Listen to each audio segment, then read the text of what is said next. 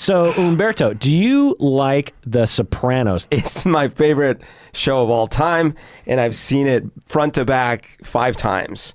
And because you started watching it, I've now started rewatching it, and I'm halfway through the first season. To be clear, I started rewatching it and talking about it, and then now you're starting, or you are? I'm halfway through the first season. Yeah. Anyway, so let's get into the psychology of Tony Soprano specifically. Because we could go into the whole show, but I thought we just would sort of target Tony himself. Let's do it.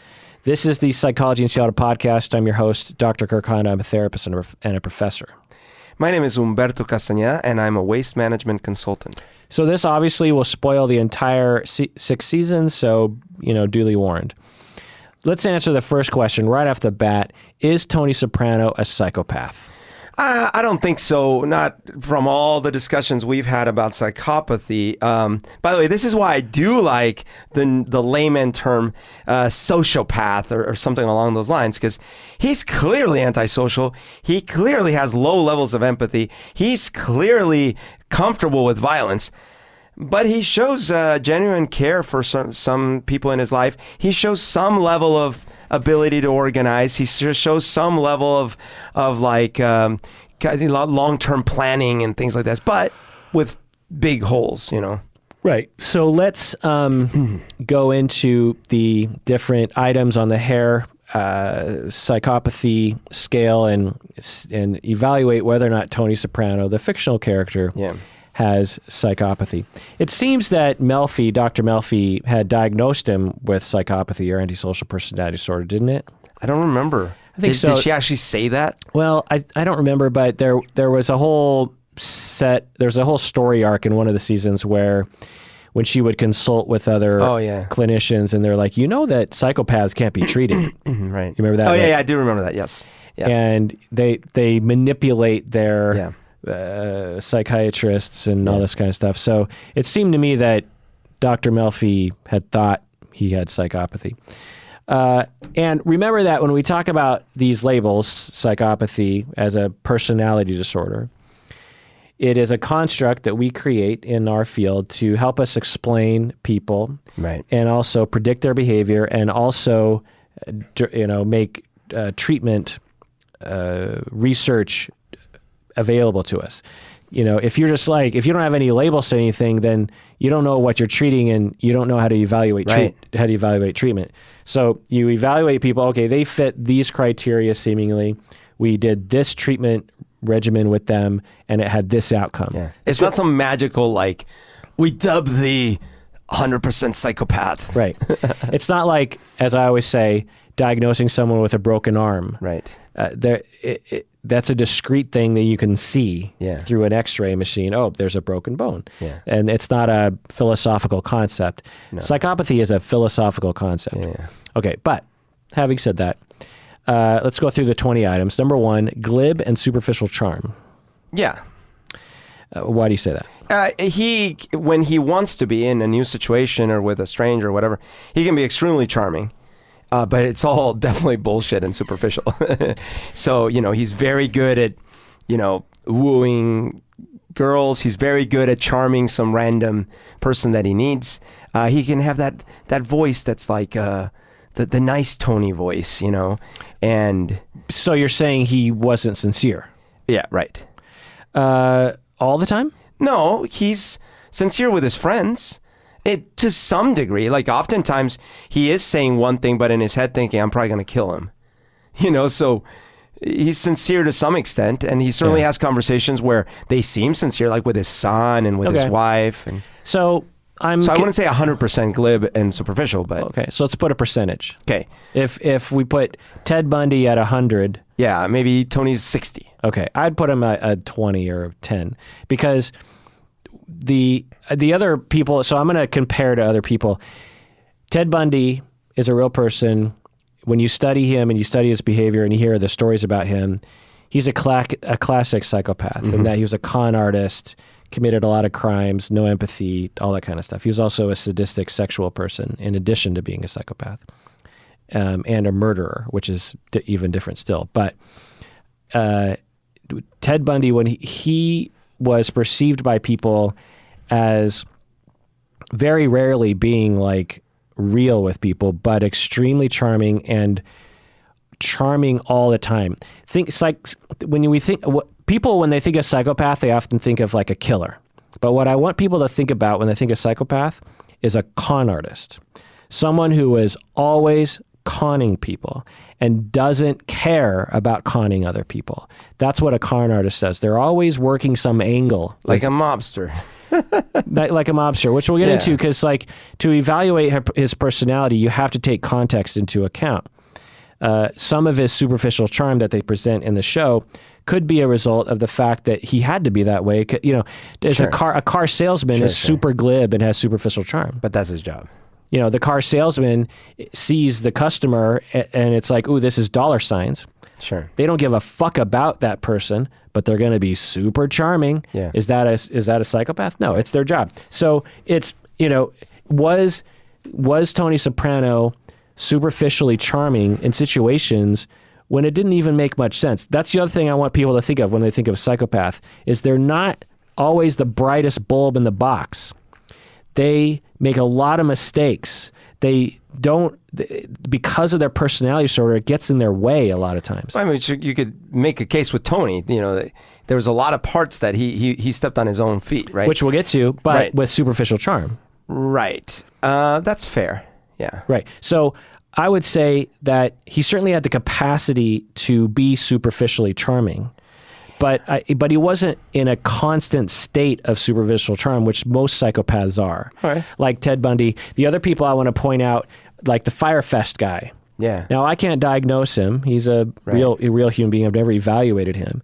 But if you look at what's presented in the documentaries, he was extremely charming to people, right? Yeah. And in times when he knew otherwise. Do you know what I mean? Yep. And he definitely, one could say, was a con artist and knew he was conning people.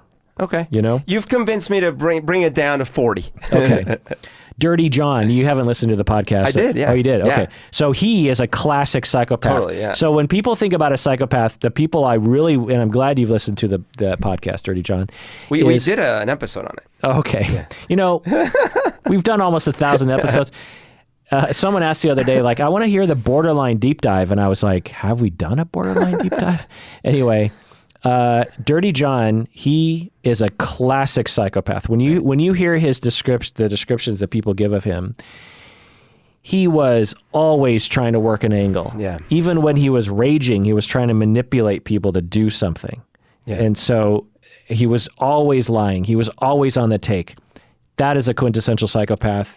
Tony Soprano was not like that. The reason I give him the 40, though, is because think about when he's having those arguments with Carmela. He's always still tricking her. Like almost always, right? When he's having arguments with almost all his associates, he's almost always tricking them. But I see your point that he has a lot of moments, at least that we see on the show, where his actual personality shines through fine. When he's threatened, he resorts to certain defenses like that. But when he's just normal, a lot of psychopaths, like Dirty John, there's not a baseline normal kind of I'm a regular guy moment. You always have the personality disorder. Yeah. Anyway, number 2, grandiose estimation of self. So narcissism. He's definitely a quote unquote narcissistic person. He's certainly, I mean, you have to be to, like, we've had this conversation before, for him to think like, yeah, I guess I should be the head of this family and blah, blah, blah.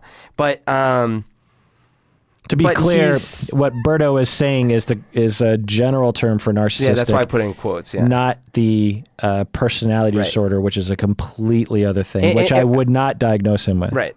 I guess what I would say is that he definitely has narcissistic. He's narcissistic in the way you and I are narcissistic. Yes, he has a very high self-assessment. And doesn't have a problem. Like you and I are narcissistic enough to have a podcast where we believe that we are important enough and have smart enough things to say that other people would listen. Right. Otherwise, you and I would never have started a podcast. Right. However, for example, he's nowhere near as narcissistic as Uncle Junior, as an example. Uncle Junior is like constantly threatened by someone not thinking the highest of him. Whereas Tony shrugs off occasionally. I mean, certainly he definitely has his temper tantrums, but he shrugs off, certain jokes or certain amount of like, he's also a little bit self-deprecating, things like that. Whereas an Uncle Junior is like, what did they say about me? They said what, and he'll kill people over it, right? So that's narcissistic personality, but if we're talking specifically about the hair items, and Hare, H-A-R-E, it's a man who developed this test for psychopathy. So it's his construction of psychopathy, by the way, is grandiose estimation of self. So it's just like with Ted Bundy, he fired his lawyers and defended himself. Right. Which was a dumb move. Totally. Because he thought, I can do a better job than my lawyers. Yeah. And I just don't see Tony Soprano to that level, because he'll admit, I'm not good at this or whatever. He is more aware of his limitations, not all of them. But. Absolutely. Dirty John believed that he deserved all these things, and he was very entitled. Yeah. And he thought of himself, I'm a doctor and I could, Charlie Manson thought that he was a sex god, and Number 3, need for stimulation. Yeah, definitely. He always needs to have gumas. He needs to have risky situations with the gumas. He needs violence. He needs not only violence, but he seems to need especially later in the seasons, he seems to put himself subconsciously into situations that are going to devolve into murder. Yeah, again, context. It's like all the guys in the mob system, and a lot of the wives are a lot in that situations as well. But yeah, there's some evidence for that, in that he, with sex in particular, to some extent with drugs, lesser extent with violence. He also seemed to thrive in very high stressful situations. Yeah. It's not quintessential psychopathy need for stimulation. Like a classic need for stimulation is someone who is just constantly bored. Whereas with Tony Soprano, there were many scenes of him just chilling, watching TV with a sundae, and he seemed to spend a lot of his free time just kind of like hanging out at home. Yeah. Someone like Christopher Moltisanti was more of a need for stimulation kind of guy, where he had a really hard time just sitting still. Just being, yes, that's true. Number 4, pathological lying. Oh, so this is one I could totally see the point of like, hey man, it's his job. So that's an interesting one, because he definitely lies with ridiculous ease constantly to everyone at all times. Yeah. However, not about trivialities, not about things he doesn't have to lie about. Right. We call it instrumental lying as opposed to non-instrumental lying. Instrumental lying is like lying for some logical purpose. Right. When he is lying to Carmela about having a mistress, right, he's lying because he wants to continue having the mistress, and he doesn't want his wife to be upset. It's not like he's saying, I have the largest pool in New Jersey. Right. Like, just because. or you're trying to brag, but it's not really that important. Right. So that's a quintessential example. No one shines their shoes better than my shoe shiner. Yeah. It's odd lying. Yeah. So pathological lying is odd lying, where people will lie about things where you're like, why would you lie about that? It's such a weird thing to lie about. Like, for example, with Dirty John. He comes out of prison and he wanted love. Yeah. He goes on Match.com or something. He wants a companion. Nothing wrong with that. Why is he lying to people saying he's a doctor when he's a nurse? Right. I mean, being a nurse is unnecessary jeopardy. Yeah. Why would you do that? You eventually it's gonna come to roost. In fact, if Tony had been doing that, he would have been caught so much sooner. Yeah. Right. So that's. Ted Bundy did that. I think, the Firefest guy, I think, has evidence of that. It's really hard to know because we haven't really seen a full part of his personality. Right. But this one behavior that they did do in the documentaries was that spam email he sent out. Yeah. Was so obviously sleazy. Yeah. And lying that, and he knows he's young enough and he's an internet guy. He must have known, like, I'm under a lot of scrutiny like a couple months after the Fire Festival. Right. Why would I send out this spam email? Yeah. Like, that's someone who can't help it. That for people who are psychopaths, that's the point, is they can't help it. Yeah. They have a personality disorder. Yeah. Narcissistic personality disordered people are not self-centered because they just like to, boost themselves up. They can't help but to do it, because if they don't, they have to face the emptiness of their soul, which is there. Right. For psychopaths, it's very similar. If they don't engage in this thing, they have to slow down and actually face the fact that they hate themselves deep down, or they don't even have a self deep down. And so they have to engage in these things that, in a sense, kind of distract them, or at least prop up this idea that they are entitled and they are good, and they can get away with things, and they are important. And so there's this compulsive nature in this. Ted Bundy, Firefest guy, Dirty John. These psychopaths, I can't say the Firefest guy because I don't know him well enough, but this psychopathic behavior always comes home to roost. Yeah. And with Tony Soprano, it didn't really, unless you look at the grand scheme, but that was more mob stuff. But yeah, some evidence of pathological lying. Like, for example, so there's two elements to pathological lying. One is that it's compulsive. The other element is that you lie easily, as you pointed out. When he murdered his nephew, Christopher, basically his son. Yeah. He murders Christopher Moltisanti, which is just a fun name to say. Yeah. He had no problem lying about it. No problem. Like, Zero. We didn't see any amount of busted upness about it.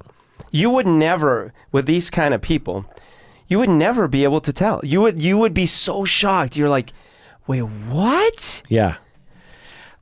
He lied to Carmela, to Melfi almost all the time. And he was so convincing, because he'd bring out that little vulnerability, and that was so manipulative, He's like, Carmela, you know that I can't, and he'd be like a wounded child all of a sudden, and he needs help. Well, there were times when I think he was genuinely, pleading with her. Sure, but he was... So I mean, I think it's natural for him to use it as no, I think manipulation. these are. Well, I guess it depends on the eye of the beholder. But Yeah. when I saw those scenes, I see someone who genuinely actually wants Carmela to come back to him, but is being a super dick by not leveling with her and being honest with her. So I think that, from my viewing, the emotions and his intentions are genuine, but he's not being functional or a good husband by saying, and I'm terribly sorry for all the things I've done, right. and let me explain the things that I've done I haven't told you about, so that's my take. But you're saying you think he's manipulating her. So granted, there were some scenes like when they are trying to get back together and stuff, but there are so many scenes where he starts trying to turn it around on her. Like it's her fault, either implicitly or explicitly. But that's a common thing that people do when they're riled up. Sure. When, it's. But he does it so well. He does it to everyone. Believe me, as a couples therapist, everyone does it well. All right. Number 5, cunning and manipulative. Yeah, completely. 100% on this one. He is...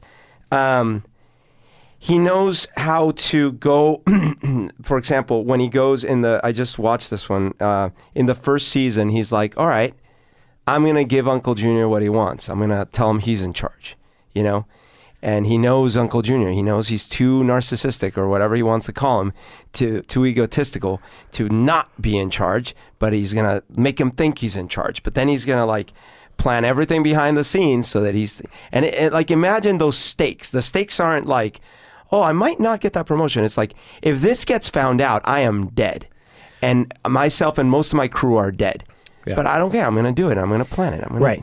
For most of us, if we were charged with having to have that conversation with Uncle Junior, we wouldn't be able to pull it off. One, our conscience would get the better of us. Or two, we just wouldn't be very good liars. Right. We wouldn't be as consistent with our delivery. Right.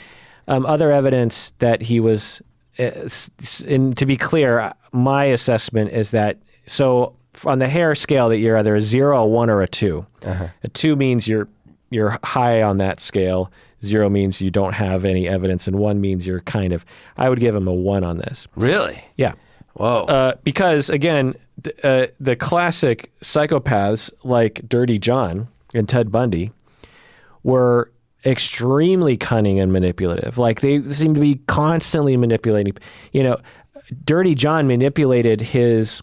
Did he marry her? But he was in a relationship with her for a long time.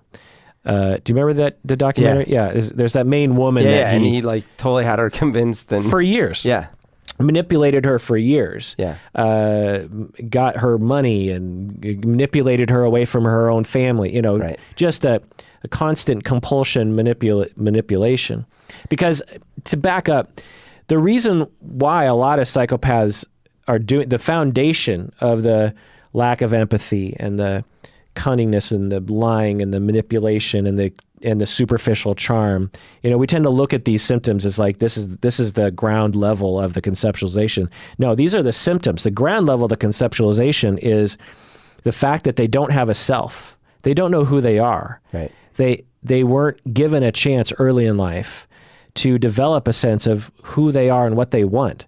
They actually don't have goals, but they have general goals of like pleasure, you know, as everyone does. Yeah. I want to enjoy my life. They also were not given a chance to know their emotions, and they were modeled often, typically very chaotic emotional presentations for their parents. And so they actually never developed the ability to really understand what other people were thinking because their life circumstances were such that that just wasn't possible. Either they were abused or neglected or just chaos or abandoned or something. And so they will, you know, it's not like they wake up in the morning like, I choose not to have empathy for other people. It's actually not functional to not have empathy. You're going to live a much happier life if you do have the capacity for empathy.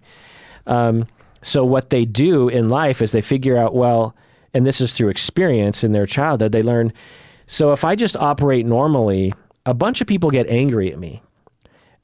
Because I wanted something and I took it, and suddenly everyone's angry at me. So I got to like figure out other people. Oh, I see.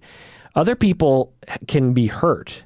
And when I do things to them, I get hurt. So if I need to get, and in order for me to get what I want, I have to manipulate them into thinking that I'm like them, and I need to act like I'm in their world. Right.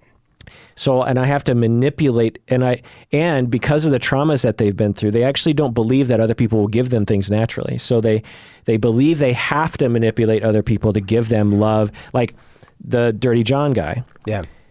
If he has no empathy or no feelings, why does he want to be in love so badly? Right. Well, it's because he wants attachments just like anyone. We tend to think, oh, psychopaths, they don't want attachments. They do. But because of their upbringing, their personality is such that they don't trust that they can get it, and when they do get it, they don't even really interpret it correctly. Yeah, because they don't understand it, and so because they weren't given that understanding early in life. So all these 20 items in the hair are a behavioral presentation that results from the foundation of lacking a self, being terribly unhappy with yourself, right? Not trusting other people, not being able to really absorb attachments, not trusting attachments. And trying to just eke out a little bit of pleasure in life. Yeah. So I get that from the context of if a 2 means that it's a heavier manifestation of that underlying need showing up as manipulation and what's the other part of it? Cunningness. Cunningness. Then I get it. But it's hard to claim that the head of the mob there with all the examples, including like the freaking, you know, trying to convince Artie to like leave and then burning his place down and then lying about it and all these kinds of things. Like the friend that had the sports goods store and then they just totally defraud everything from him. Right. So, all the scams and things they pull. Well, the sports store guy, he didn't manipulate. He just told him flat out, you owe us money. Sure. And you owe us. But instead, like a normal person would be like, well, that sucks. Let's see. But he like comes up with a whole scheme out of it. Well, one, it's part of the culture to do this. Yeah. The culture that they're in, the mob culture. And two, he's a one in that Yeah. he's able to do it. Like I was having a hard time coming up with an example where it was clean, because like the Artie example, that was a business decision. Yeah. With the sport example, that's not even really manipulation. With a lot of other things, it's like, well, these are business choices. You know, to lie to Johnny Sack. Well, but think about. But let me give an example. So the example that I thought of was Carmel. This is later on, which you haven't gotten to yet, and you're re-watching. But there's a point where if you remember, there's a part where Carmela is trying to build this house. Yeah. And she keeps asking Tony, have you talked to the inspector yet? Right. Have you leaned on the inspector yet? And Tony doesn't want to, because that signifies her being further apart from him. So he's dragging his feet. Right. Yeah. So he's manipulating her. Oh, yeah. I'll get to it. I'll get to it later. Oh, yeah. Well, Syl talked to him, and so this is lying. It's manipulative. So he's manipulating his wife to keep her dependent on him. Right. But then Adrienne gets killed. He asked Syl to kill Adrienne. One of the best scenes of the whole series. Yep. And now, months later, Carmela runs into Adrienne's mom. Yeah. And Adrienne's mom is like, I haven't heard from Adrienne. I think she's dead. Yeah. I'm 100% positive Chris killed her, or your husband killed her for some reason. Yeah. And Carmela is like shocked by this and goes home, and she tells Tony, like, I heard, is Adrienne dead? She starts getting this in her head. She starts kind of asking around. She starts, well, wait a second, like, if Adrienne is in the witness protection program, or not witness, if she ran away, because that was a story, like she ran away from Chris. Well, surely she'd reach out to her mom, right? Like what? So she's asking us.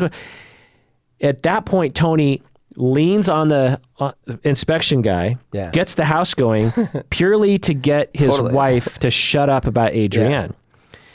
So that in that situation, he doesn't have to do those things. Right. Like it's not, there's another way, which is more normal, which is to say, Carmela, how about you and I have a date night? Right. Or I guess even more advanced, Carmela, I feel distant from you. Or Carmela, when you do these things, it somewhat threatens me and feels like you're not going to need me anymore. Right. You don't have to play these games. Psychopaths play games. Yeah. Always the game. It's never just communication between you and the other person. Right. So like, to that, again, I'm not making the case of manipulation because he's a psychopath. But remember in the relationship he had with the cop? Yeah. Constantly manipulating him and then using him to, like, for example, to follow Dr. Melfi. Yeah. And then gain information that he could use to try to manipulate her. But again, like that's totally in line with what I understand from all the mob TV. But that's not even related to a business or anything. That's just him being Tony. But it's from my understanding of the mob in TV, in this world, the Sopranos mob world, cops were never to be trusted. You never really befriended them, and you were always trying to work some angle with them. Sure, but we could say that whoever rises in those environments must be better at those things than the others. Right. So I think he is. So he's capable. He's capable, and when he needs it, he uses it. Quintessential psychopaths, it's all the time. Right. I'm not making the psychopath point. I'm just saying he's very fine. I think we agree. He's very, very good and capable at manipulation and cunning. Yeah. Dirty John could have told the truth to the woman, I'm a nurse and I'd like to date you. Right. He would have got a date. Yeah. He didn't have to lie that he was a high-powered surgeon. Right. Number 6, lack of remorse or guilt.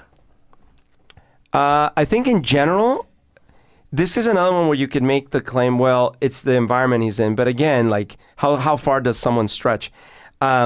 He certainly has zero visible remorse or guilt about what he considers the business end of his dealings. So, like, I don't think he would lose sleep or even wink once over any of the murdered people that meant nothing to him, which were most of the people. Clearly, that wasn't true with Pussy and Chris I mean, superficially, he was fine. Like, he could lie all day long, but it obviously ate him up inside. And I think he felt some guilt about Carmela. So he did demonstrate some capability for feeling guilt. Yeah, good. Yeah. That's what I'd say. Just to add some more details. And in fact, I'd put him at a 0 on this, because even the ones on this scale will look different than the way Tony did. You could make maybe 0.5, I'll say, like because of the fact that he didn't seem to have remorse about killing Jackie Jr., for example, Right. Meadows' boyfriend. It was like, you and I could not do that. Right. Even if we were in the mob, Right. I guess it'd be like other guys in the mob, you could see them being like, well, we can't kill Jackie Jr. Now, but a lot of guys in the mob would have been like, absolutely, you got to kill Jackie Jr. Like, clearly, I bet you we would agree that Jackie Aprile is a psychopath, or very close to it. Not Jackie, Richie. Richie Aprile. Right. Right? Because right. he's the dysfunction, Right. He's got everything, and he kills on a spot, and Well, so he's actually an interesting example. Ralphie is more of a psychopath. Oh, yeah, sure. Yeah. Or maybe what so I'm thinking Richie, of is that... Richie is more of a PTSD case, I would make. Oh, interesting. Someone who is highly defended because he feels scared a lot of times. But he has almost zero empathy for anyone at any time. Yeah. Including himself. Totally. So Ralphie and Richie Aprile both present higher on the scale of psychopathy for sure. Richie comes out of jail and instantly, cripples Beansy for almost no reason. Yeah. Just because he wants to make a point that he's back on the streets, baby. Yeah. And just ruins his friend's life. Yeah. He doesn't beat him up. Yeah. He cripples him. Yeah, and he's happy about it. Yeah, and he's no remorse. He's sadistic for sure. Right. So Richie is more of the sadist psychopath. Right. Where it almost seemed like he was just looking for an excuse to hurt people. Yep. Ralphie was less sadistic and didn't seem to be sadistic, but was way lack of empathy, way more lying, way more, when Ralphie kills Tracy by bashing her head against, the railing and walks away and puts his hand in the ice bucket and is like, that's psychopathy. And it's just like, what? What? And to see Tony's response to that of like, he feels so bad for her, and everything in his context in the mob culture is like, well, she was a prostitute. Yeah. She was a hua. She was a hua. You don't have empathy for a hua. 1, 2, you don't hit a made guy because she killed a hua. Yeah. Like you're not following so everything was pointing against him to have a reaction. Everything what he should have done is he, for his own instrumental means to stay in power of, to keep his good earning money, would be to say, okay, well, I guess that's what happened. But that's not what he did. He had compassion for this person. Although, to be fair, to Tony's psychopathy traits, he really didn't go that far until Ralphie killed a horse. A true horse. Right. Which, again, is another indication of non-psychopathy, is to care about animals. For sure. But I guess what I'd say is, and maybe it's just his profession, but certainly Tony, outside of the circle of people that he gives a shit about, he doesn't give a shit. Right. He doesn't care what happens to them. If they die, they live, doesn't give a fuck. Well, and if they did something that is a mortal sin to their culture, well, they deserved it. Jackie Jr. killed one of their... Jackie Jr. breaks into a card game and kills someone and steals from one of his card games. It's just like, well, you gotta die. Right. It's just, if we're gonna put an end, that's just the rules, man. Right. You broke a rule. But then Tony also shows cases where it's like, it's not so much out of empathy. Like, for example, when he goes, what's Uncle Junior's henchman that Bobby? kills? No, not Bobby. In the first season. Oh, I forget his name. Okay. Anyways, that guy, he's kind of a dick. You know? Yeah. And Tony goes and pulls him out of his car, beats him up, and staples his chest. Right. Yeah. Is it because he's so bent out of shape about the guy he killed? No, it's because he crossed the line. Yeah. That's the only reason, right? Well, yeah. And he does it in a cruel way, right? Like, I mean, stapling someone and So, shit like that. again, it's normal in that culture to do that. You could have seen Jackie Aprile, the nice guy who dies at the beginning. He would have done the same thing. But I'd say that it's normal in that culture, in that culture has developed these people to a level that at least emulates some of these traits. Totally. Yeah. But that's different than having the trait, Sure. as a personality trait. Having said that, I want to be clear. I am not justifying any of this fucking behavior. It's all bad. The mob culture is 100% bad. Yeah. There is nothing good about it. It needs to be pointed out that when I say, because a lot of times, and Berto, you used to do this too, and maybe the listeners are doing this. If I say that Tony Soprano isn't a psychopath, some people think that I'm justifying someone's behavior. Being a psychopath isn't a label for bad behavior. You can do bad things that don't get labeled in the DSM. And what Tony Soprano does and what this mob culture does is immoral, wrong, repulsive. In fact, watching this, so I watched it back when it came out on DVD. I would get the full seasons on DVD through Netflix, I believe, back in the day. And so this is the early 2000s, right? 20 years ago. And I loved it. And watching it again recently this year, 2019, loved it again for different reasons, but was really disgusted by the behavior in a much more profound way than I was back then. There is almost no characters aside from like Carmela and Adrienne, maybe, and some of these other people. It's the stuff that these people do. It's just, and there's so many things about it where I'm just like, dudes, like there's another way to live here. Yeah. Like you can have your cake and eat it too. Yeah. Like you don't have to shoot the cake, slam it into a meat grinder and then eat it. And bring everyone in on it too. So anyway, but I want to, some of the other people who I thought he had some remorse for and that they exhibited was Gloria. I thought he had some, he was sad that she died. And he also had her killed, but yeah, he had her killed, but yeah. Yeah. How do you have her killed again? He had, it wasn't Silvio as well, or not Silvio. It was the other other guy. dude, the twin. Yeah. Yeah. I thought he had some remorse for Vito. The gay guy. Yeah. Pussy, as you said. Yeah. His cousin Tony. He had. Yeah, that one was actually, I forgot how hard that hit him. Yeah. Yeah. Artie, Oh yeah. He feels bad that he burned down. He feels really bad. I mean, when Artie is sad, he feels bad. And towards his mom, I thought he had a lot of feelings, lack of remorse. Oh, and even Uncle Junior, like he had a back and forth with that. Lack of remorse, seemingly kind of with Adrienne, kind of with Jackie Jr., threatening Meadows' boyfriend, her black boyfriend, like no remorse, just like I mean, I threatened him, but I don't. But again, Ralphie is a much more By the way, one parenthesis is I think and I might have been more on this side before, so I'm only going to talk about the thing I said when we were doing the episode about. Or maybe it was either Fire or it was the one with the gal. Elizabeth Holmes.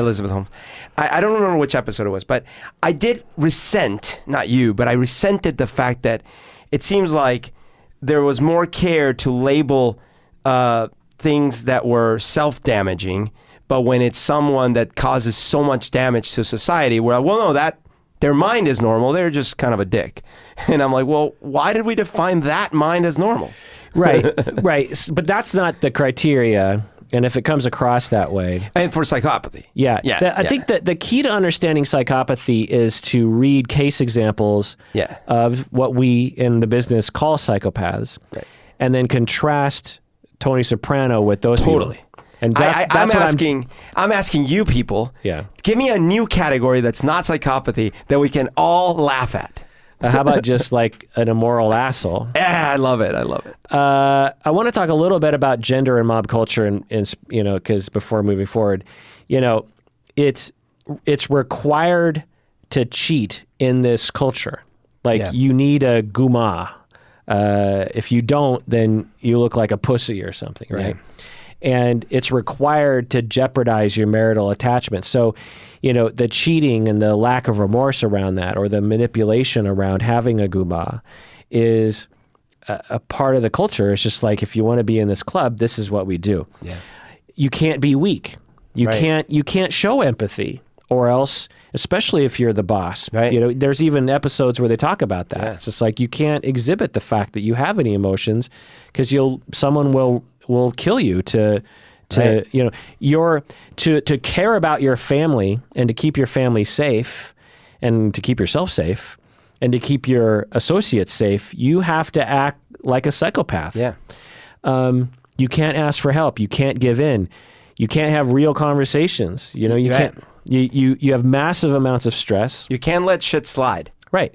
Because if you let Jackie Jr. get away with it, well, then everyone's just going to try to knock off your poker games. Because you can't have a security guard at every poker game. You have to have severe consequences. There's death around every corner. The FBI is around every corner. You can't be nice to your wife. You can't give her oral sex, because you'll be seen as a pussy. Right. And if you do, no one ever better find out. Right. And so all of this stress is going to lead to and pent-up emotions and lack of attachment is going to lead to some odd things like anger and rage and lack of empathy. When you're burnt out on life, it's hard to have empathy for other people. Another part of this mob culture that they present in The Sopranos is he's only really allowed to be tender with his mistresses. Yeah. Like it's the one time when he can actually be tender with and kind of unbridled loving, physically, because it's a secret relationship. He knows he has control over it. He knows it's temporary, and he knows that he has all the power. Right. And it's so just to that. And so it kind of compels these guma, and I'm guessing, now that I'm thinking about it, that's why these mob cultures even have the gumas to begin with. Right. Because oftentimes they would show that in the show, where it was the one time that they were just kind of regular guys. Yeah. Just kind of hanging out, having a normal conversation, these like private little conversations, Anyway, number 7 in the hair psychopath scale items. Number 7, callousness and lack of empathy. So we've already basically been talking about that, so we don't need to go into that. But callousness is... Yeah, a little bit different. That one, I think, again, who knows...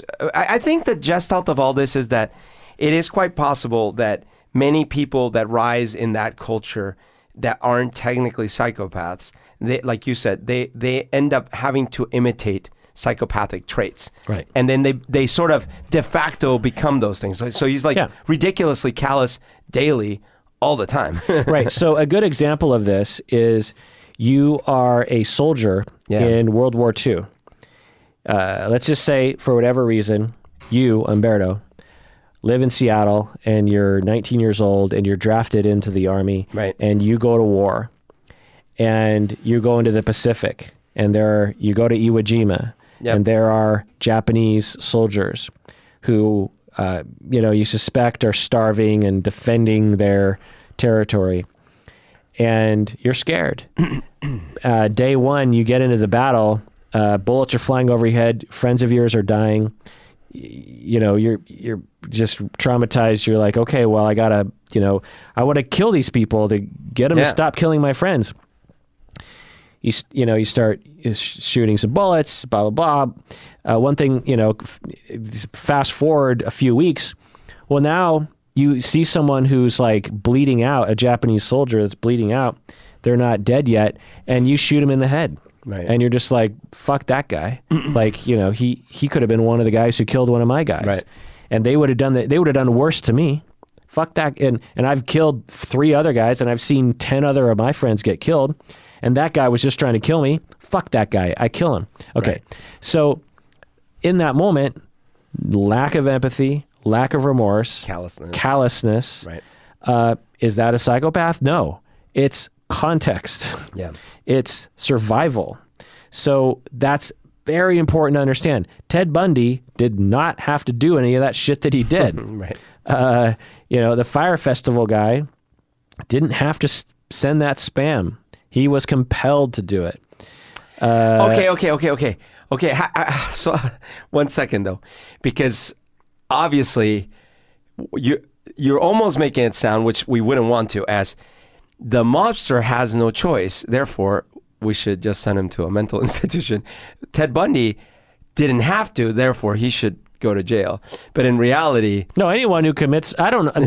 Whenever we get to the justice system, I don't know the answer to that. My gut reaction is lock them all up. I don't care where it comes from. It's just you were saying Ted Bundy didn't have to, but he has his own context, which is his brain telling him he does have to. But that's why it's a personality disorder, Sure.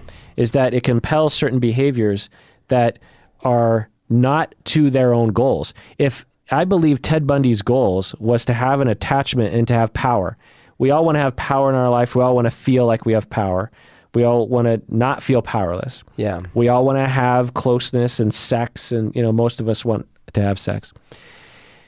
There are a lot of ways he could have done that in the normal ways, but because of his personality disorder, he didn't think he could get it in the normal ways, and so he exhibited these other ways that were, a result of his personality disorder. If you're in a context, you're either forced to do a certain thing or you're acculturated into a mindset about a certain thing. And that's a different thing. You take Tony Soprano and he goes in the witness protection program and his context is, I think sometimes he talks about like Scottsdale, Arizona or something, and suburbia. And he's given enough love and attention, and he's given a life that will actually be a good one. Then my contention is that he would only exhibit slight psychopathic traits at times, but for the most part, he wouldn't do it. You take a Dirty John and you put him in suburbia in a place that is conducive to his life, and his psychopathic traits will exhibit themselves from day one. Yeah, which goes back to my thing. It was like the one is defined as the inability for that self-brain to kind of be conducive for that self-brain's best interests. But if you take it at a meta level, it is not in Tony or his family's best interest for him to do what he does in the longer term. So in some ways, whether nature or nurture, their brain patterns are now set in a way that are not conducive to their own well-being. Yeah. Yeah, just limited possibilities. Yeah. Number 8, shallow affect. Superficial emotional responsiveness. No, he's very emotional. Right. There's no evidence. He displayed anger, sadness, joy, disgust, etc. As an example, when AJ attempted suicide, Tony was genuinely emotional. Yeah. Number 9, parasitic lifestyle. By de facto, he is a parasite of all the victims of his mob operation. That's really stretching the definition. No, like literally, the mob, as you know, most often their racket is charging innocent people for tax, which is a parasite, right? But again, that's essentially their job. Parasitic, Dirty John, quintessential parasitic lifestyle. Yeah. He never worked and parasited off of that woman. Yeah. Quintessential. When you read case examples of psychopaths, a lot of 95% of them are like that. They will manipulate their way into someone's lives. They will con them, and then they will just parasite off of them. Yeah. Poor behavioral controls. Yes. Yeah, I would say about 30%, because there were so many moments where he was cool as a cucumber when other people were losing their shit. Right. But he definitely had times when he was losing his shit against his own instrumental goals. Number 11, sexual promiscuity. Mm-hmm. But not, yes, but not chronically or something.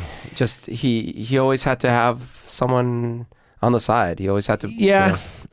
This is the one time when I'm actually going to go higher than you. He's classic sexual promiscuity psychopath. Really? Yeah.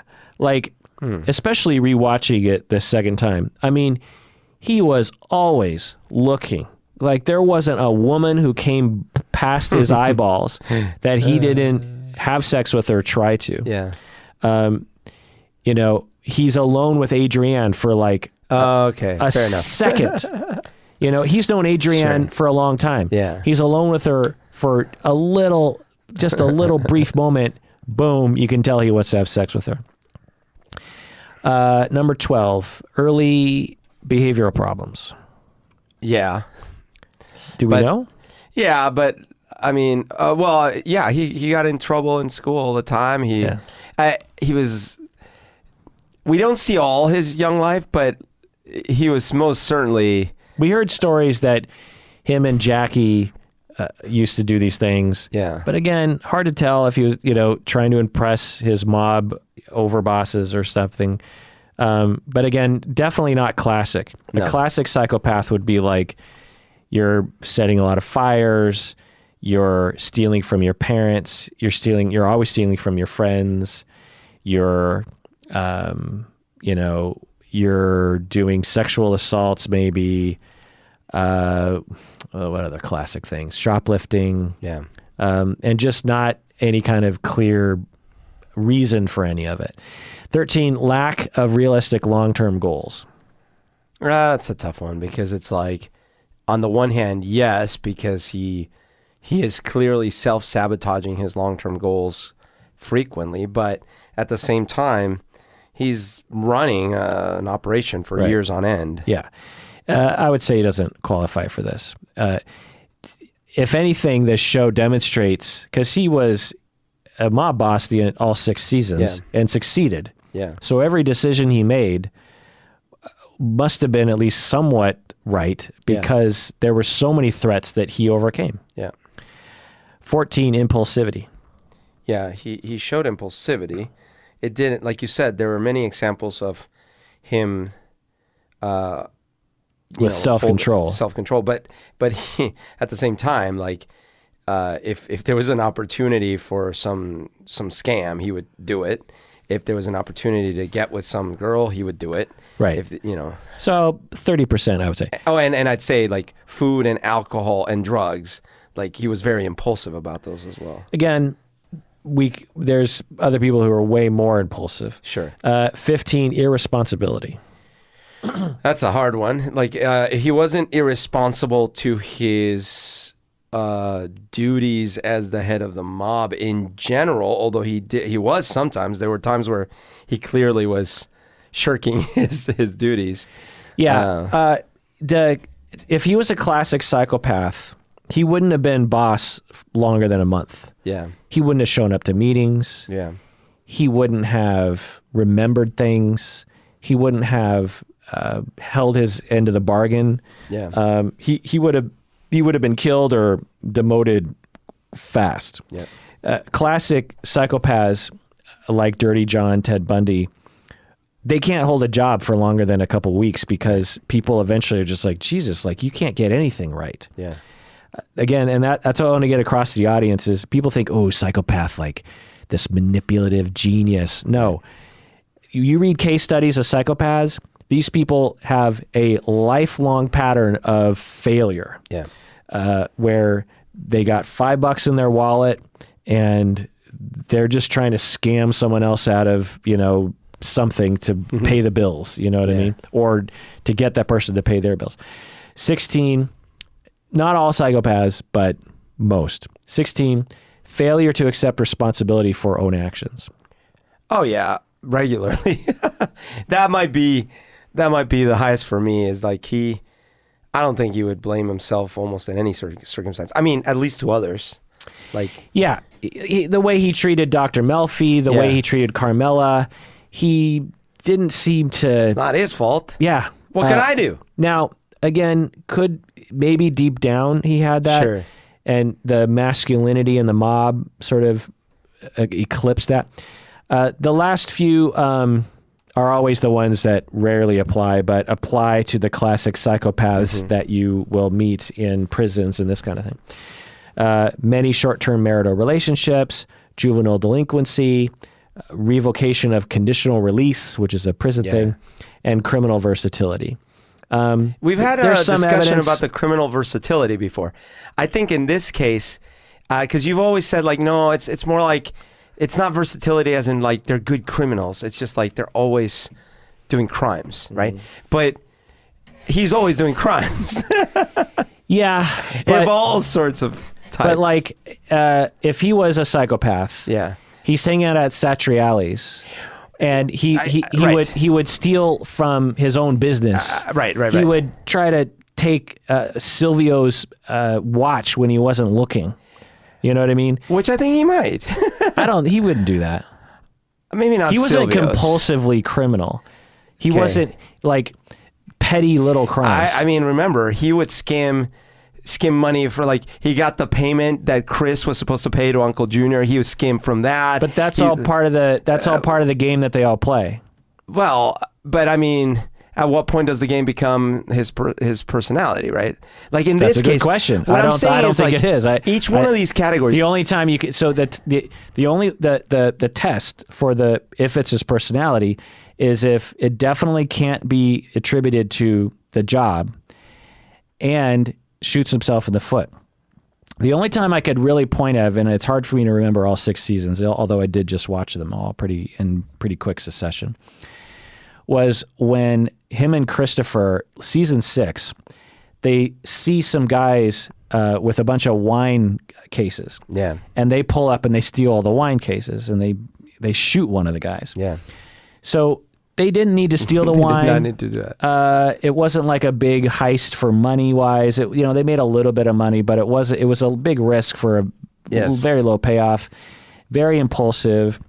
Not what he would do. Actually, it was against his job. Anyone, his consigliere, I can't say that word, Silvio would have said, do not involve yourself in petty crimes. You're the mob boss. You can't, if you got caught, like what would we, and yet he still did it. I think the thing that always trips me up is the word versatility, because like this guy was always scamming, right? He's like, what if we grabbed and we started charging that dude, or having him write fake prescriptions so we can charge the HMO? Yeah. What if we did, like, it's always like a scam. It's always a scam. So I'm getting, I'm a little convinced by what you're saying. Maybe he's a 1. Yeah. But again, it's so hard to tell. Sure. Because they all did that, and that's the deal. Yeah. The mob's deal is looking for scams. But maybe the better ones have more of that trait. Now, if you look at each one of these columns. It's like calling me up. It's like, it's not a personality trait for me to look for topics for this podcast, right? Fair, That's not a person, but it's a part of my job. So I am always looking, like, I'm going through my life, I'm like, ooh, that would be a good podcast topic to do. Is that a personality trait? No, that's something that this is part of this job. I'm always but if you're looking. better at it, that might say something about you. So like if Tony is better at that kind of thing, that might say something about it. And I think that one is because he's smart and has learned from a lot of other hustlers, and 2, because he does lack some empathy. All right. Now, one last thing is that, because I feel like since we already know, like you sort of did the mental gestalt to start with, which I did as well. I was like, he's not really a psychopath. Because if you judge the categories knowing that he's not, that is a different way to look at it than if you just judge the category. So if you, for example, just look at, is he always committing all sorts of crimes and like stealing and all sorts? The answer is yes. Right. So if a psychologist were to evaluate him in prison, I suspect that they would give him a 2 on this. But at least a 1. Because according to the definition of criminal versatility, he more than meets it. But to me, the way that I conceptualize personality disorders, and the way a lot of other people in my camp do, is that it's not the symptom you look at, is the overall picture and where it comes from and the context in which it lives. And in my estimation, it's hard to evaluate that criterion because that's the context he lives in. And fair enough, we are evaluating one specific character in the show. I will submit that having met characters in my life that are the kind of person that would be involved with stuff like this, the sense I get that it seems to be common among that, the trait that seems to be common is like when I meet people and you tell me what you do, like I'm never in my head thinking like, how could I scam this to my advantage? Right. But I have noticed that, and so I don't know if Tony in the show demonstrated this as much, but I think he did to some extent. But I do think in that life, the ones that are better at it seem to have this where they're always like, how can I bet you there's an in here for me. Like when he meets Carmela's cousin who does the financial stuff. Yeah. And he's like, oh, well, let's work this relationship. Right. And then he works him to work on this like HUD scam thing. Right. Having said that, they presented it in the show where the guy actually proposed it, and then Tony's like, let's use this. But and they were trying to make Tony, as a character arc, they were trying to make Tony ambiguous enough so that we would care for him. Right. Even though he's a monster. Right. So, but you're right in that is a key element that's hard to put into criteria. Right. That is a major element of psychopathy, which is always on the take. And that's why I want people to understand about psychopathy is don't equate them with a killer. Because the vast majority of psychopaths never kill anyone and never want to.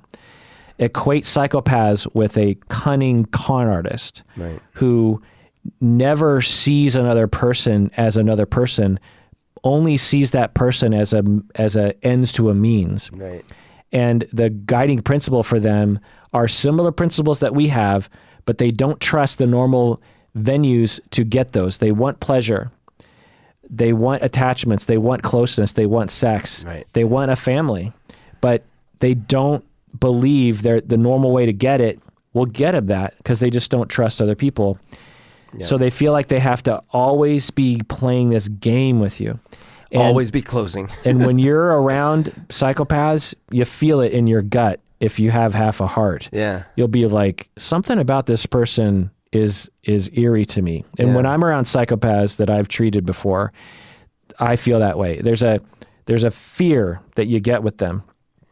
And it's hard, you can't put a figure on it. Yeah. Like even just 5 minutes of interacting with psychopaths, I typically will have that feeling in it. And afterwards I'm like, why am I afraid of this person? Right. Later on I'm like, oh, I get it because of that vibe. There's just something about the nonverbals that they give across that comes across, the conscious mind is like, oh, they're being nice. The unconscious mind is like, I don't think they're not doing all the normal things that they should be doing that should be nice stuff. They're acting nice. Yeah. And it comes across that way and you'll feel it. Anyway, let's take a break and we get back. I just want to talk about general Soprano stuff and general psychology of Tony stuff. What do you say, Berto? Let's do it.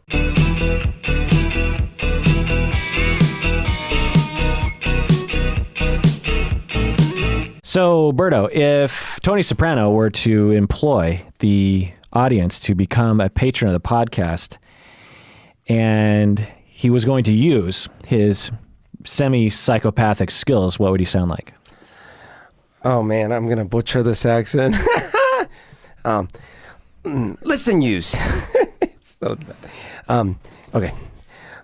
Look, I got a deal for you. Like, we can go in on this together. You don't have to like do much. All you got to do is you got to show up and like basically become a patron of the podcast. And nothing bad needs to happen to you and your family. And if you patronize us with enough money, then maybe I don't have to show up late at night at your house and knock on the window or knock the window out or anything like that. Afangul. So, this is one of my favorite shows. It's up there with Game of Thrones, It's Always Sunny, Parks and Rec, The Americans, Black Mirror, Stranger Things, Fleabag. What's your favorite episode, Berto? Okay, let's see. That'd be a little tough because I need to kind of review. Almost it's not tough because the season finale, like the series finale, is so good that I have to give it. Why do you like it? It is like it brings together all these threads, and it like it's the resolution of this very existential season 5 and season 6, and it brings it back together to the family. And right when you think you're gonna have some sort of closure, it basically rips your life out. What threads does it bring together? Because when I watched it more recently, and I had the benefit of watching all 6 seasons in such quick succession, you know, that all the characters and storylines were in my mind. And I liked the final episode too. But I actually found that it was David Chase made this decision not to have a lot of satisfying wrap-ups the way that other shows would. Yeah. Like other shows, there would be this very clear, like Game of Thrones, the final episodes had extreme clear wrap-ups to all the storylines. Right.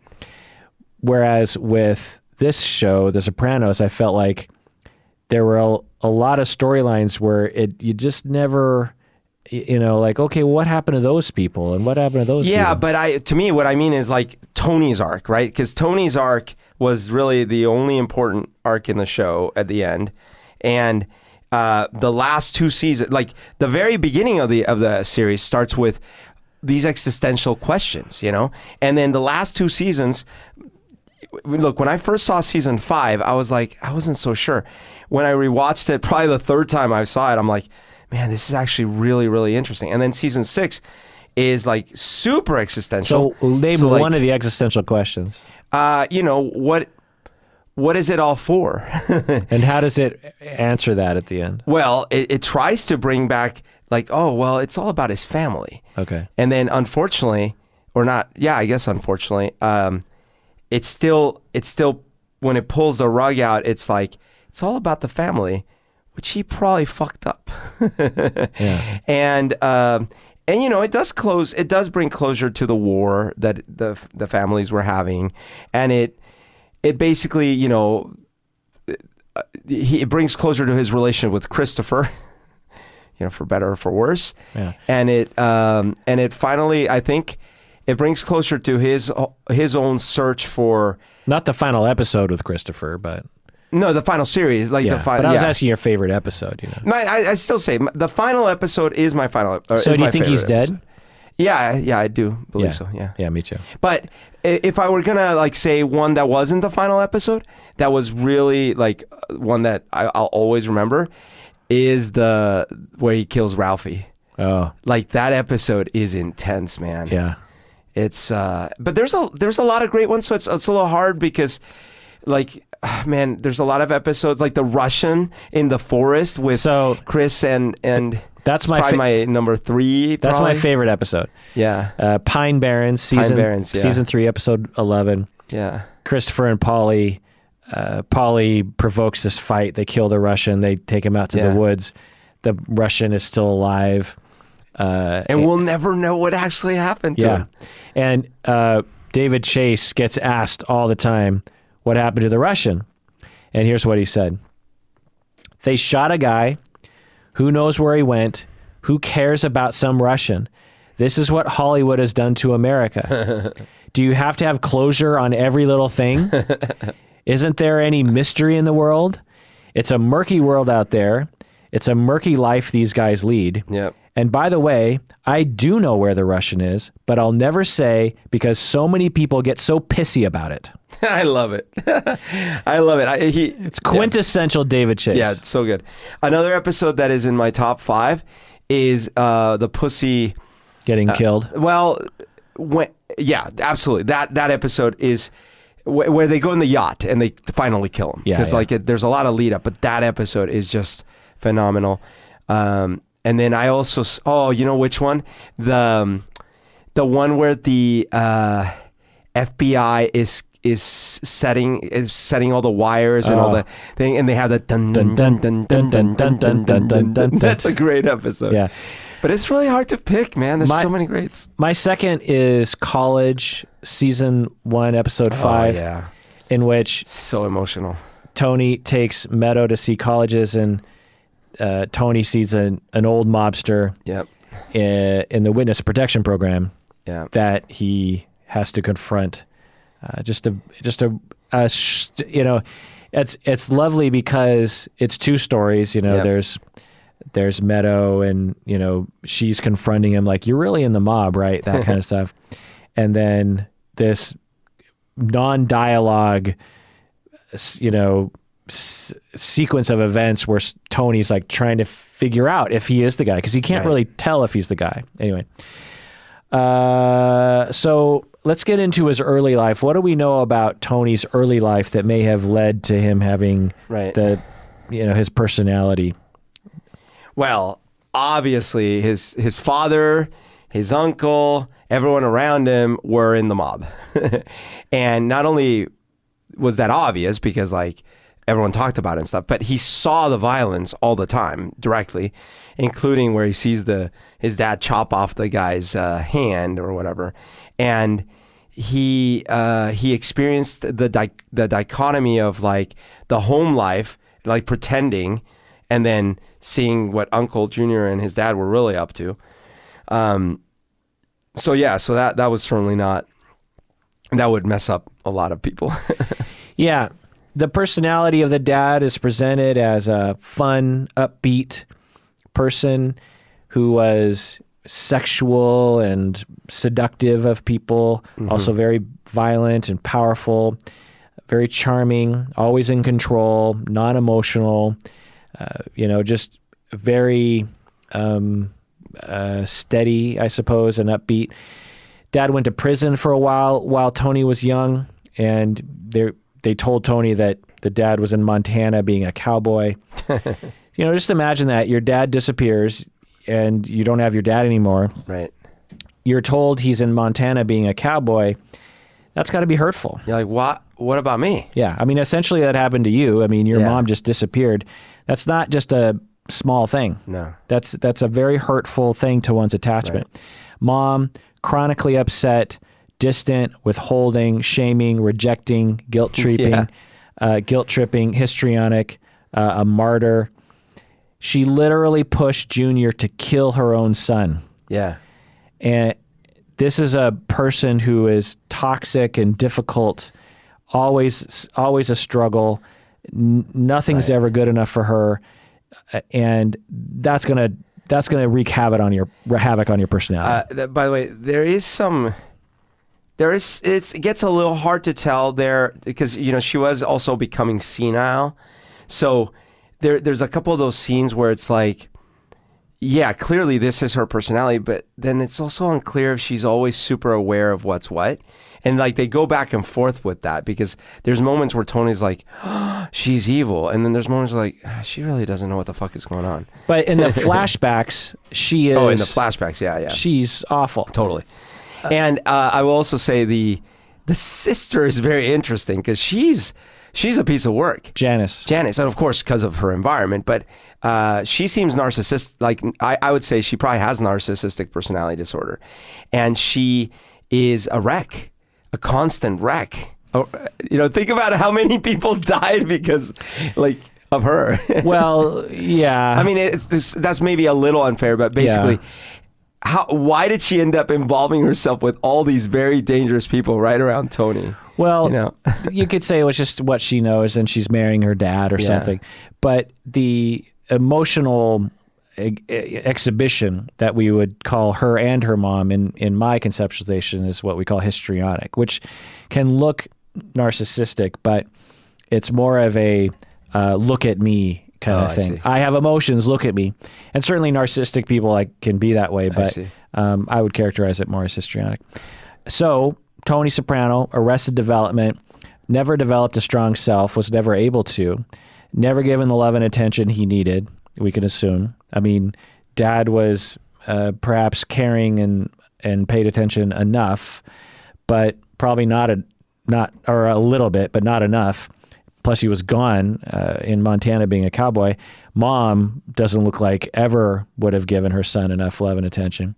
So he develops this bad working model of other people where you can't trust other people to love you and you can't, there's no amount of, with Carmela, you can't, because of the way he was raised, he doesn't believe that he can be like, Carmela, I'm scared. I love you. I want to be with you. I'm sorry. Let's make up, the way that securely attached people would. He doesn't believe if he says that it's going to work out. And so he doesn't do that. And two, when he is hurt by her, he attacks because he's so hurt that he's trying to communicate his hurt through that. Yeah.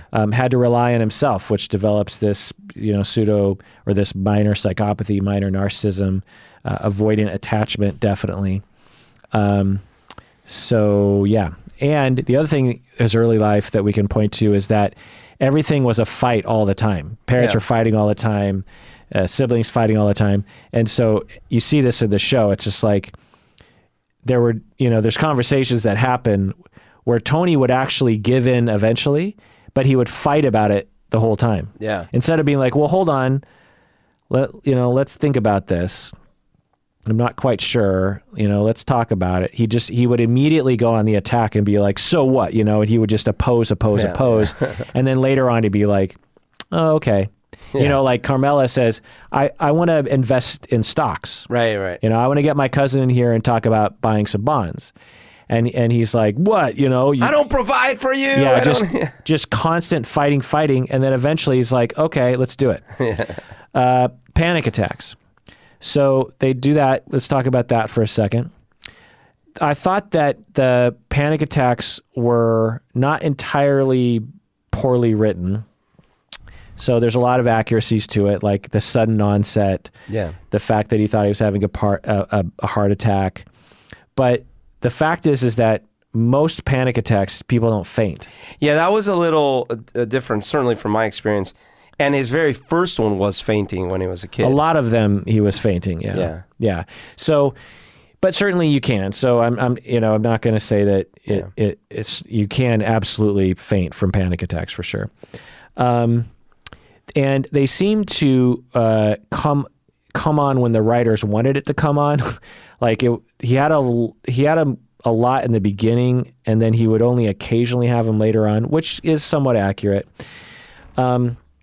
The thing that really bothered me about the show was Dr. Melfi.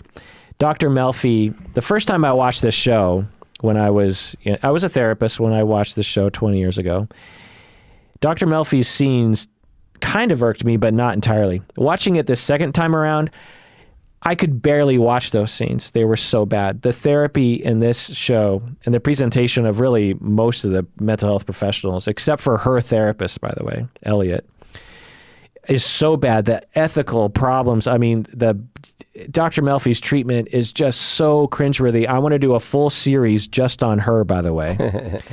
But anyway, the treatment of the panic attacks, the writers seem to be saying that it's very psychoanalytically oriented in that as she's treating his panic attacks, she's like, tell me about your mother. Yeah. That's not how you treat panic attacks. Like, you can't, to treat your panic attacks, you can't talk about your mother. That's not going to fix your panic attacks. There's not an ounce of proper treatment for panic that she ever engages in the entire time. Which would be more like self-awareness of your body and the moment, and like mindfulness and things like that. Right. And a number of other things in that realm, which I won't go into, but not, talking about, and the way that she even did it too, it was just like, essentially she equated his panic attacks with his unexpressed anger at his parents, which is just such a trope for psychoanalysts to think, But is it not fair to say that, like, let's say she had been doing the treatment of how to handle the panic attacks, but certainly he had a ridiculous number of unresolved, unaddressed, untalked about issues that could be causing all the underlying bricks that would have him be anxious and all these kind of problems, right? So yeah, maybe in part, but relationally anxious. But like, I think of it like from my perspective, when I went into therapy, if I had just learned like how to deal with like when it does happen, Yeah. like that's great. But if it keeps happening all the time because I'm not doing work on like what's making me so anxious, like what is my... No, I don't think so. I think so. So you had a lot of goals in therapy. One of them was to help with your anxiety. Your other goals had to do with being fulfilled in your attachments. Yeah. And without that, you can be anxious, but you're not going to have panic attacks. You might be emotionally upset and alone and scared and hurt, but you're not going to have panic attacks. Your panic attacks could emerge from loneliness, I guess, but it has to be chronic, I suppose, growing up. Well, but isn't it fair to say, because like Tony, there's times where he wanted to quit and stuff like that. Like he wasn't just there for the panic attacks after a certain point. Well, so here's another complaint I have about the way it's presented in the show is at no point from what so I have to be a little careful because I only watched maybe the first 5 to 10 sessions with Dr. Melfi in this most recent rewatch. I was so disgusted by the therapy and actually just kind of bored that I would skip over those scenes. So at least in the first number of seasons, there isn't a single mention of why he's in therapy, other than the fact that he wants to not have panic attacks. Well, originally, that's right. That is literally the mention. It's like he was told he needed to see someone. And later on... by the doctors. Unless you can tell me something that I skipped over, there's no mention of why he's in therapy. Well, he doesn't tell her this, but he starts going... because at one point he quits in season 1, and then he realizes that something she said... at least he twists it to be like, oh, I see how I could deal with Uncle Junior. So then he's like, oh, actually, this is really useful. And that happens multiple times. How is it useful to him? Well, he thinks it's useful because she was trying to give him advice about his relationship with his children and about how you need to sometimes make him feel like they're in control. And then he's like, oh, I should use this with Uncle Junior. And so then he brokers the peace with him. And then he's like, oh, maybe there is something to this. So I'm not saying that it was actually being effective. Okay. In fact, that gets brought up multiple times that she starts getting like, I don't think this is helping you at all. I think it's doing more harm than good. But he thinks that he's getting all these little tools and tips for how to be a better mobster. I don't know. The way that most of the sessions played to me was, he would start talking about something that was on his mind. Yes. In the way that he sees things. Yeah. She would judge him and confront him and use just the dumbest of language, by the way. Just like language that I don't even understand. I'm like, why would you use that word, Sure. Anyway, but just tons. Which played well for the show, but it's terrible therapy. Right. Played well for the point that David Chase was trying to get across, which is that psychoanalysts are in their ivory tower and elitist or something and don't really understand their patients or something. Well, sorry, but potentially, yeah, but it did advance the plot, though. Right. Yeah, totally. Yeah. So well, one could argue that they didn't need to be as long, honestly. Sure. Like the sessions, eventually I was just like, God. But remember that there were all these dynamics, like like his attraction for her, his trying to defend her outside of like there was a lot of plot related things that have nothing to do with whether she's good or terrible. Yeah, and I need to rewatch it to see, but I kept, as I was watching these sessions, I was like, Dr. Melfi, what are you treating? Sure. Like if you're treating the panic, okay. Sure. But there were so many things that she did, particularly later on, because the panic became less of an issue. Yeah. Where I was like, what's the point? Yeah. But so actually, let's just go into this in terms of my notes on this. From Reddit, I actually read this, which I thought was pretty good. Just someone talking. I always thought the show was a criticism of psychology. All of the psychologists and psychiatrists were either enablers or incapable of helping their patients. Melfi fed Tony bullshit about how he wasn't to blame for his behavior. So that's kind of a simplification of that. But a lot of Dr. Melfi's messages to Tony was kind of along those lines. But it was only when he was, when he was blaming himself, then she would say, well, you realize your mother was a terrible person. Yeah. When he wasn't blaming himself, she would blame him. Yeah. So again, plot oriented, I guess we're trying to get inside the head of the mob boss, I guess. We're trying to, and we're also trying to have some kind of dialogue with someone, outside of the mob context. But as far as therapy goes, all she did was judge and confront and oppose him, which is not therapy. I will say that if David Chase's goal was to point a critical eye, I think he failed with the layperson, because when I saw the show, it actually legitimized in my mind, I think that was part of the point. It's like, even a mob boss might have to have some help mentally. And I was like, oh, that's kind of interesting, which I think softened the ground for when I had to go to therapy.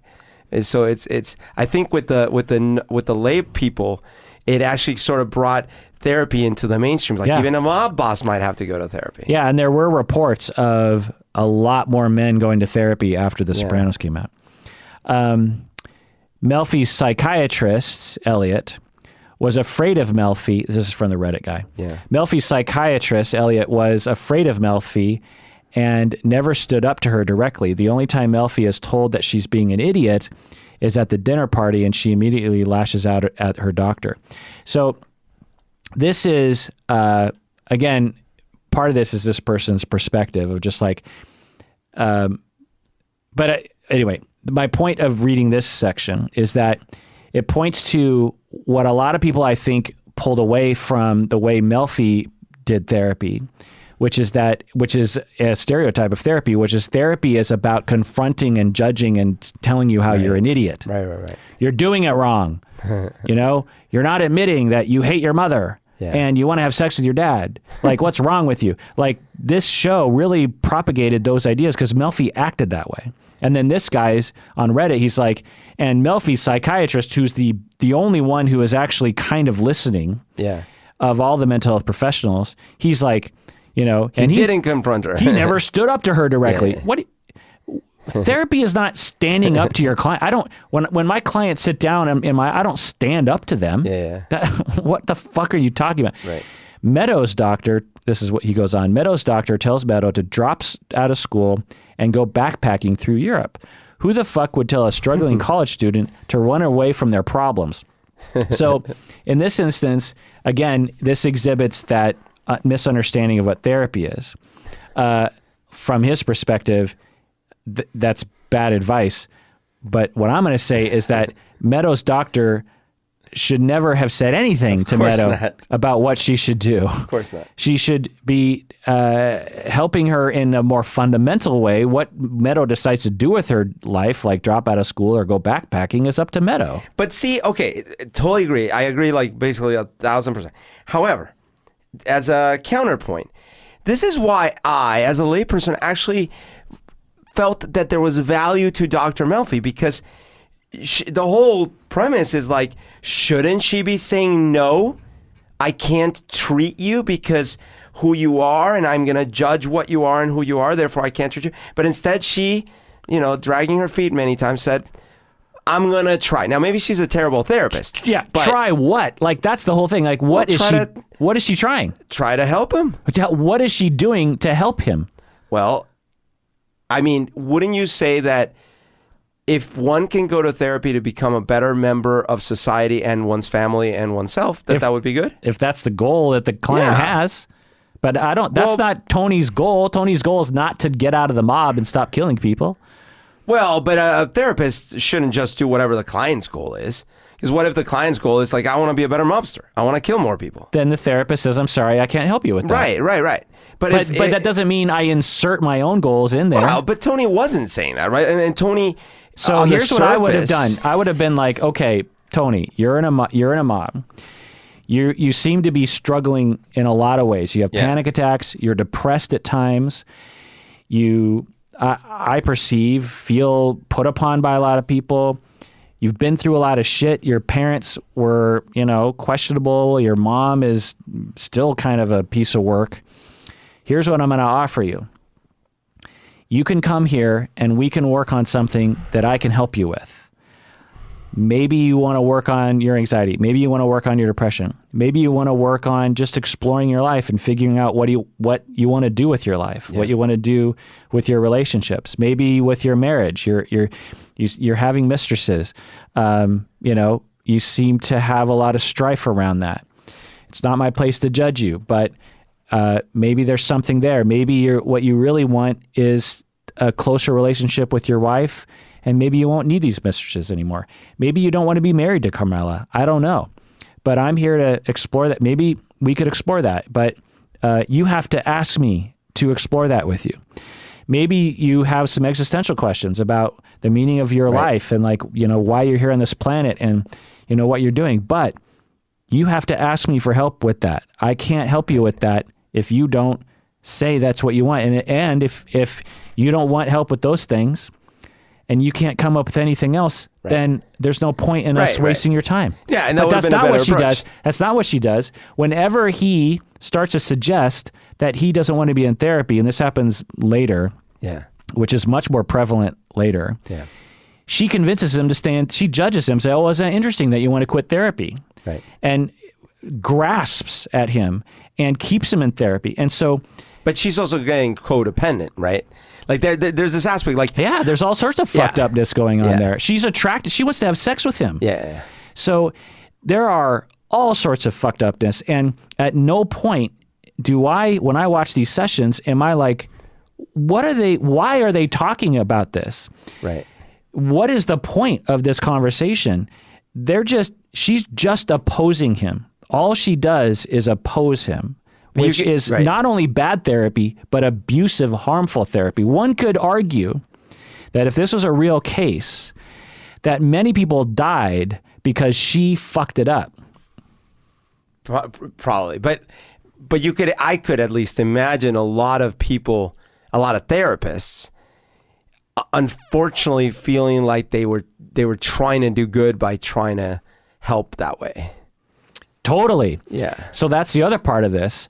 I'm watching this and maybe I'm it's like, realistic. so it is. Yeah. So actually, I'm going to read a quote. So there's actually a book that I've owned for years called The Psychology of the Sopranos. Yeah. Written by a very renowned person in my field named Glenn Gabbard. He's like, top 20 authors in my field.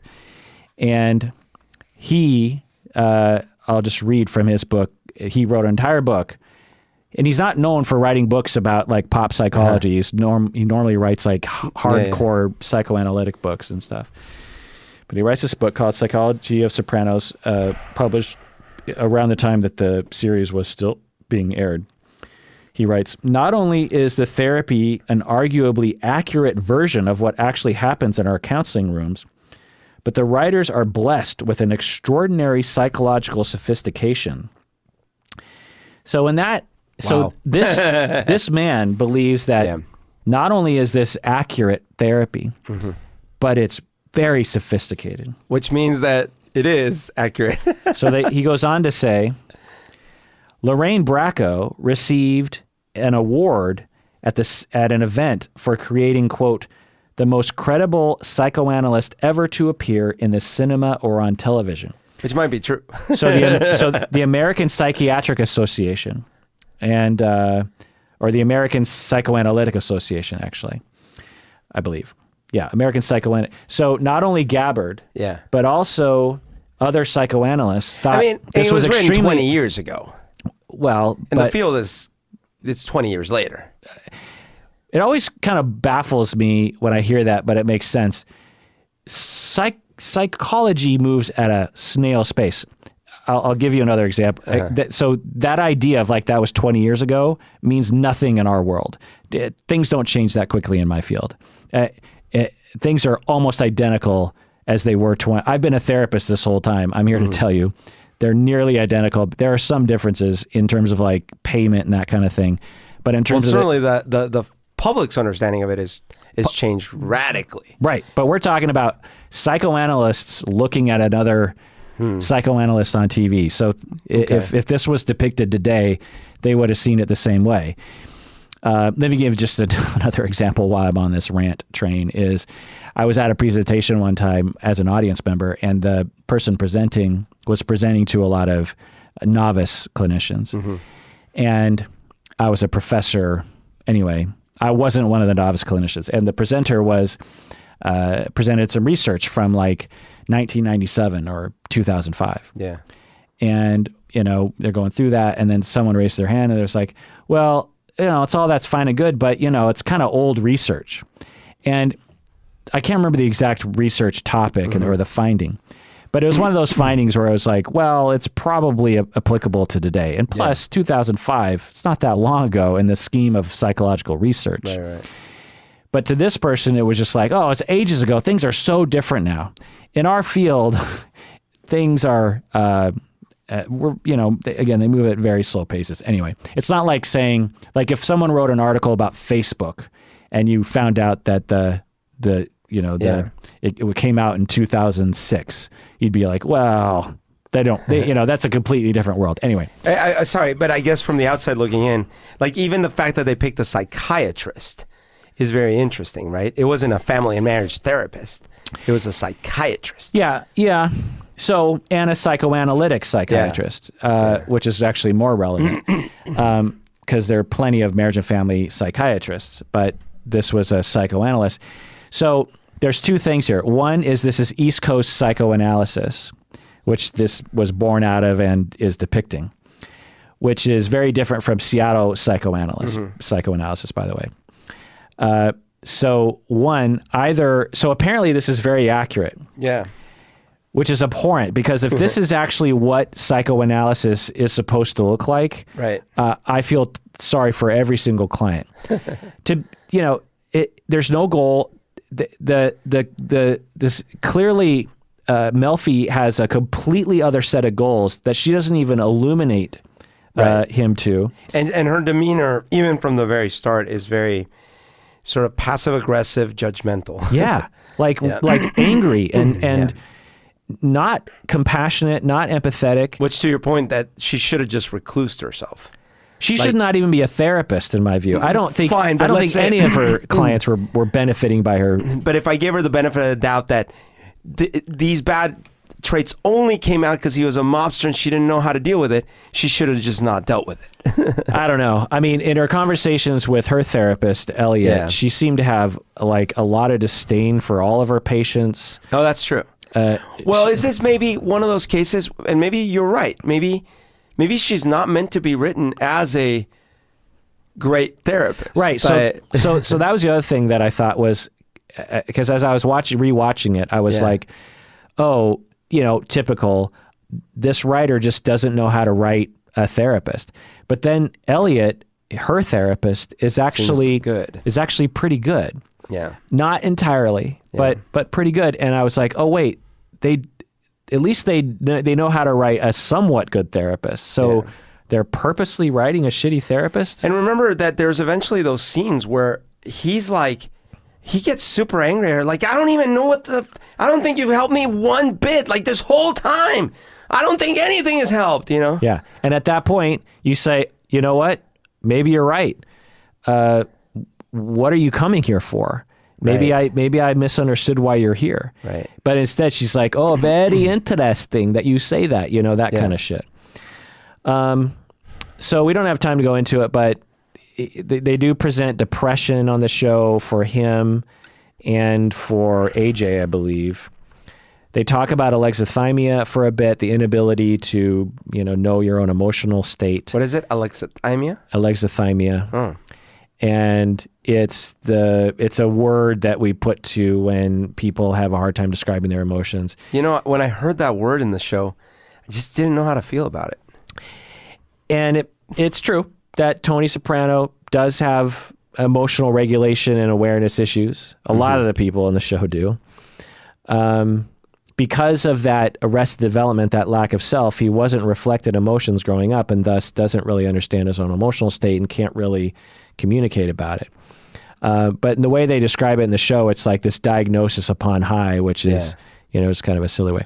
The main thing I want to talk about here in terms of his psychology, psychopathy, that's what people are interested in. But the thing I want to talk about is his attachment, which we've basically been talking about so far. But early in life, he learned that he couldn't depend on other people, and so he had to make a choice. I either chase other people or I depend on myself. That's the quintessential why in the road that people come to. He chose, I'm going to depend on myself. I'm not going to chase other people, and so I'm going to become somewhat narcissistic, and I'm going to avoid closeness with other people.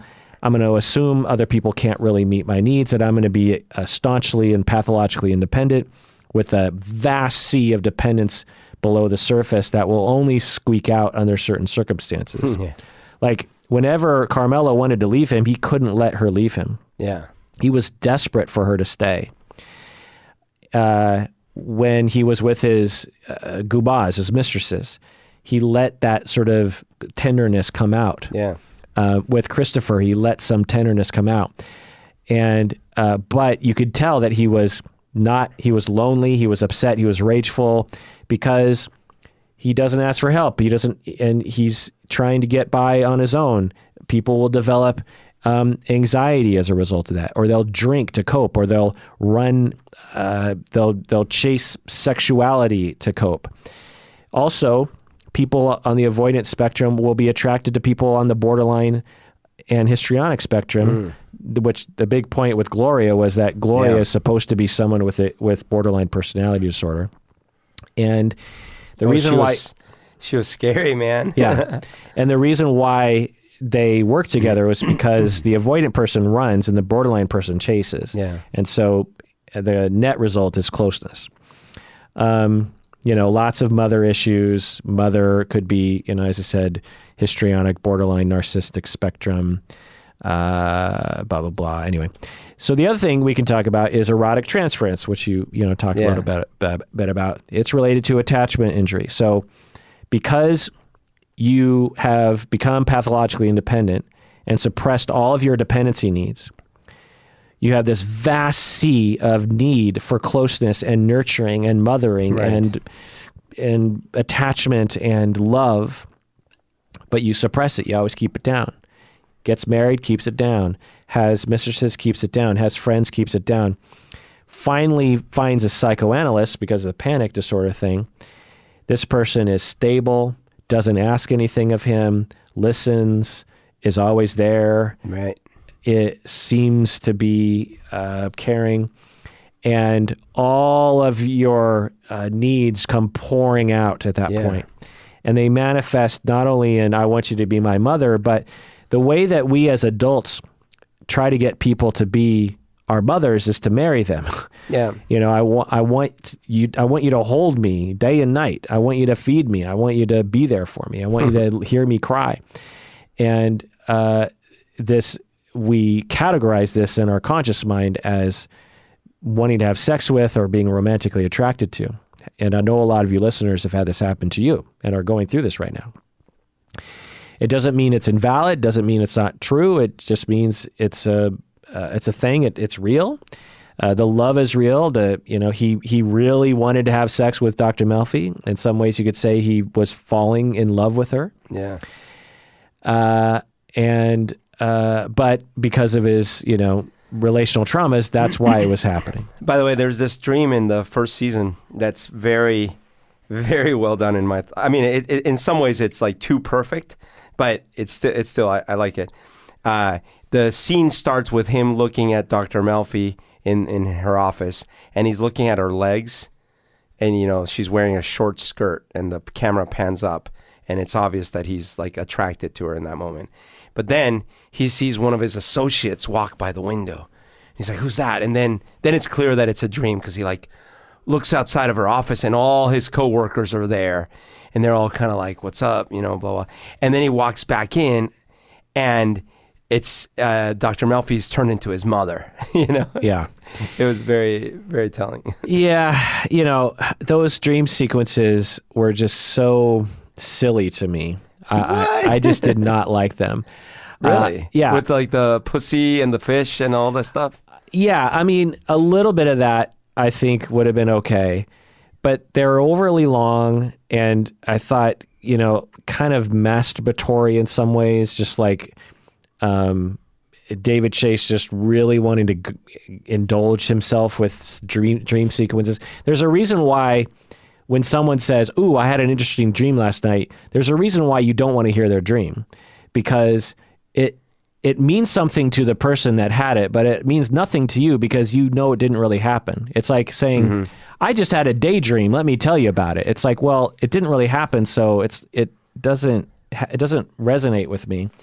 But it was such a so I found it a compelling way to, because the whole show's about Tony and his mind's working, and so like the dream sequences, even though they were too perfect in a way, they were a great way to get across all the mess that was in his head. Too long, too perfect, too obvious, and just, I don't know. To me, the subtleties that this show presents in the regular part of the writing, I thought was degraded with a lot of the dream sequences.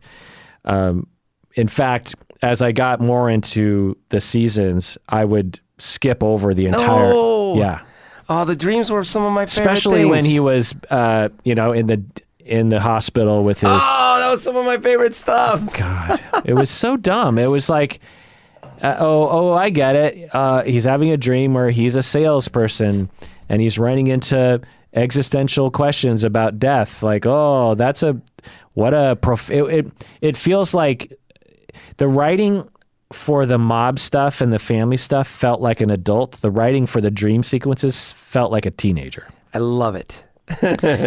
So let's wrap this up. Talk about what I liked and didn't like about all 6 seasons. Love the acting. Edie Falco, James Gandolfini, just flawless acting in my book. Totally believe that they were those characters. Depth to Gandolfini and Falco's emotional expression. Totally. Unique emotions complex emotions being expressed when they were acting. The subtlety of, and of their facial expressions or their nonverbals. It was just an amazing acting job. Just so consistent, and so many scenes where they had to act, the thing that's most striking is Gandolfini is that in real life, he's a super nice guy. Yeah. I've seen many interviews with him and it's like, wow. He had to do all these techniques to get him into the mood of the character because it was so different from who he was.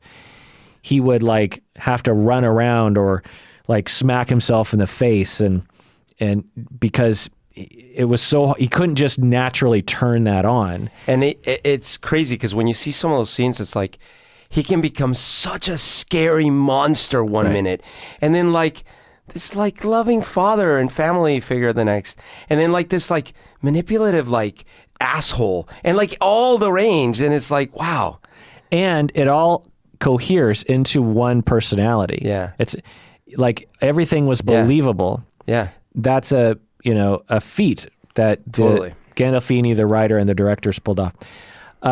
Not cheesy, the show for the most part. It wasn't it was not afraid to make Tony unlikable. Yeah.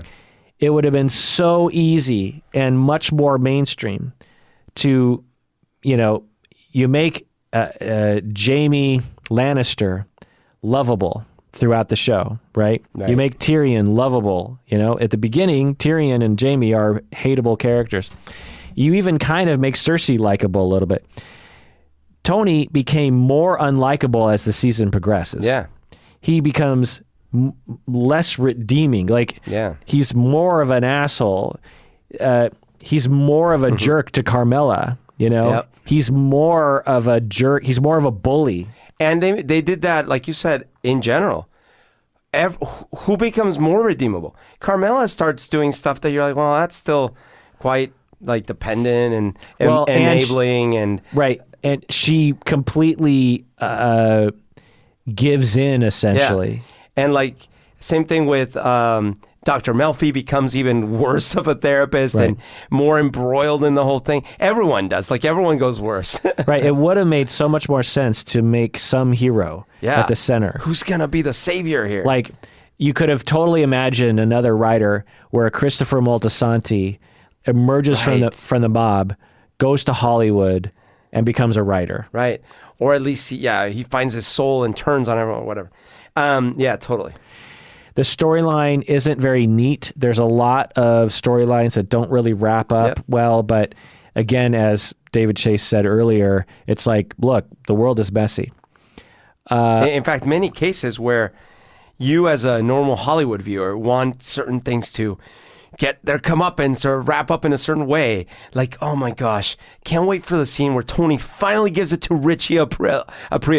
Oh wait, his sister just shot him because of a stupid argument? So I imagine the same internet context around this show as there was around Game of Thrones. Right.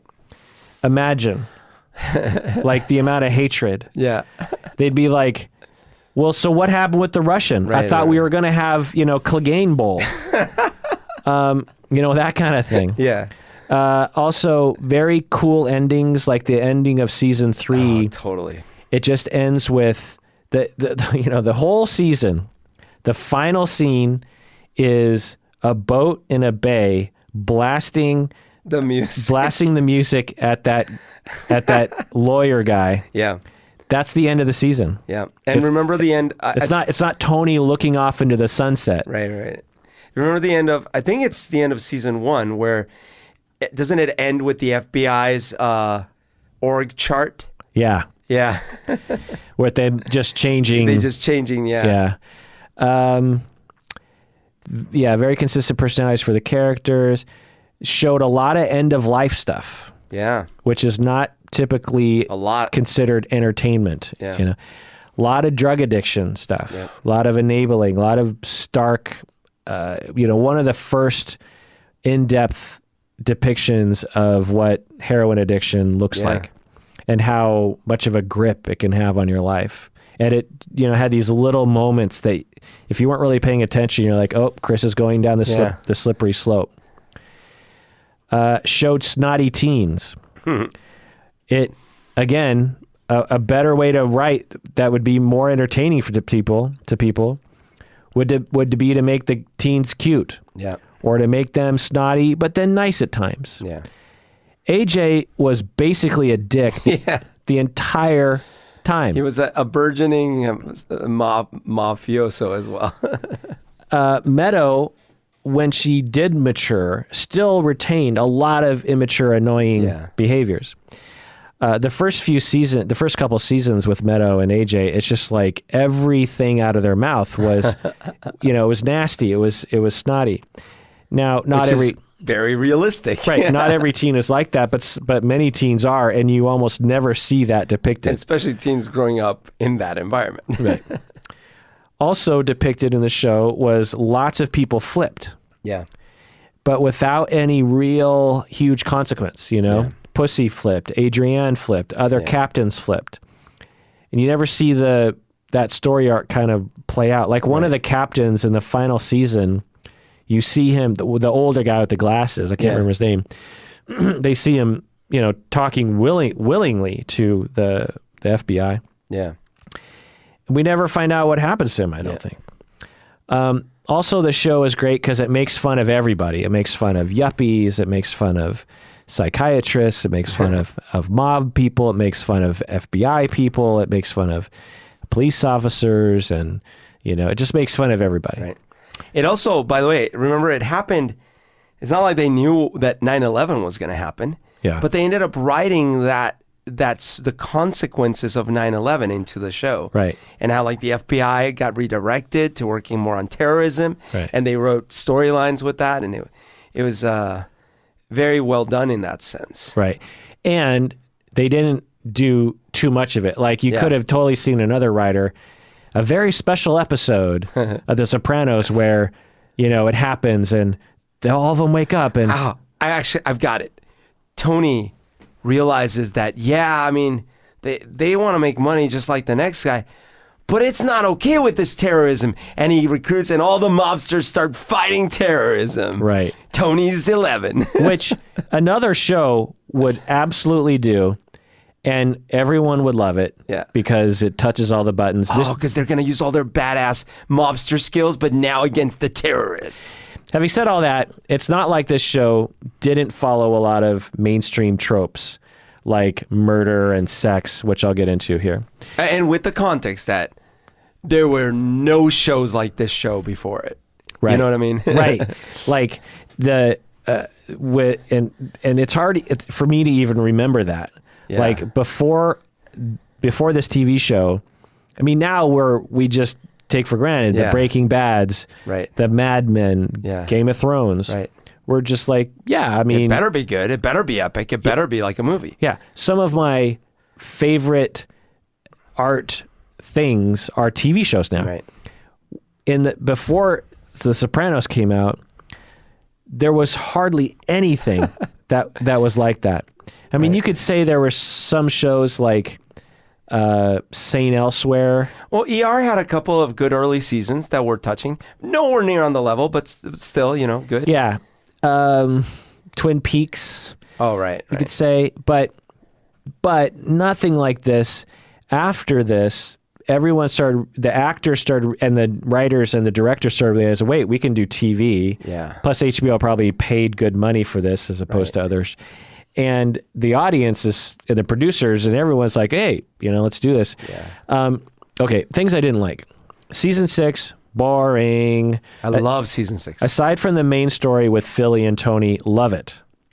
All that stuff with Phil and Johnny Sack and, essentially all the mob stuff. You're just really against the dream sequences. And how long of a drawn out thing it was. When you watch season 6 again, when you get there. No, I've done it and I love it. No, I'm telling you. Tony is in that hospital for half the season. Who does that? No one does that. I get it, but it's boring.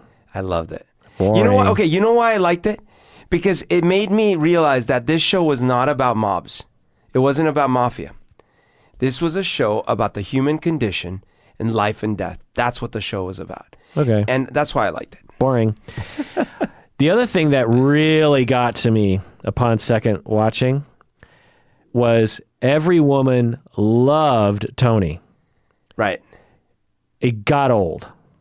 Every woman he came across, every woman he wanted to have sex with, he had sex with. Okay. It got old and it was not believable, particularly as he aged, throughout the seasons. He got, noticeably less attractive. I mean, I will say that the people they picked to be the ones that liked him were all super hot. But in real life, the self-selection would be that, yes, the women around him end up, quote unquote, liking him because he's the powerful, rich mobster. Right. So some of it was like that, which is believable. Yeah.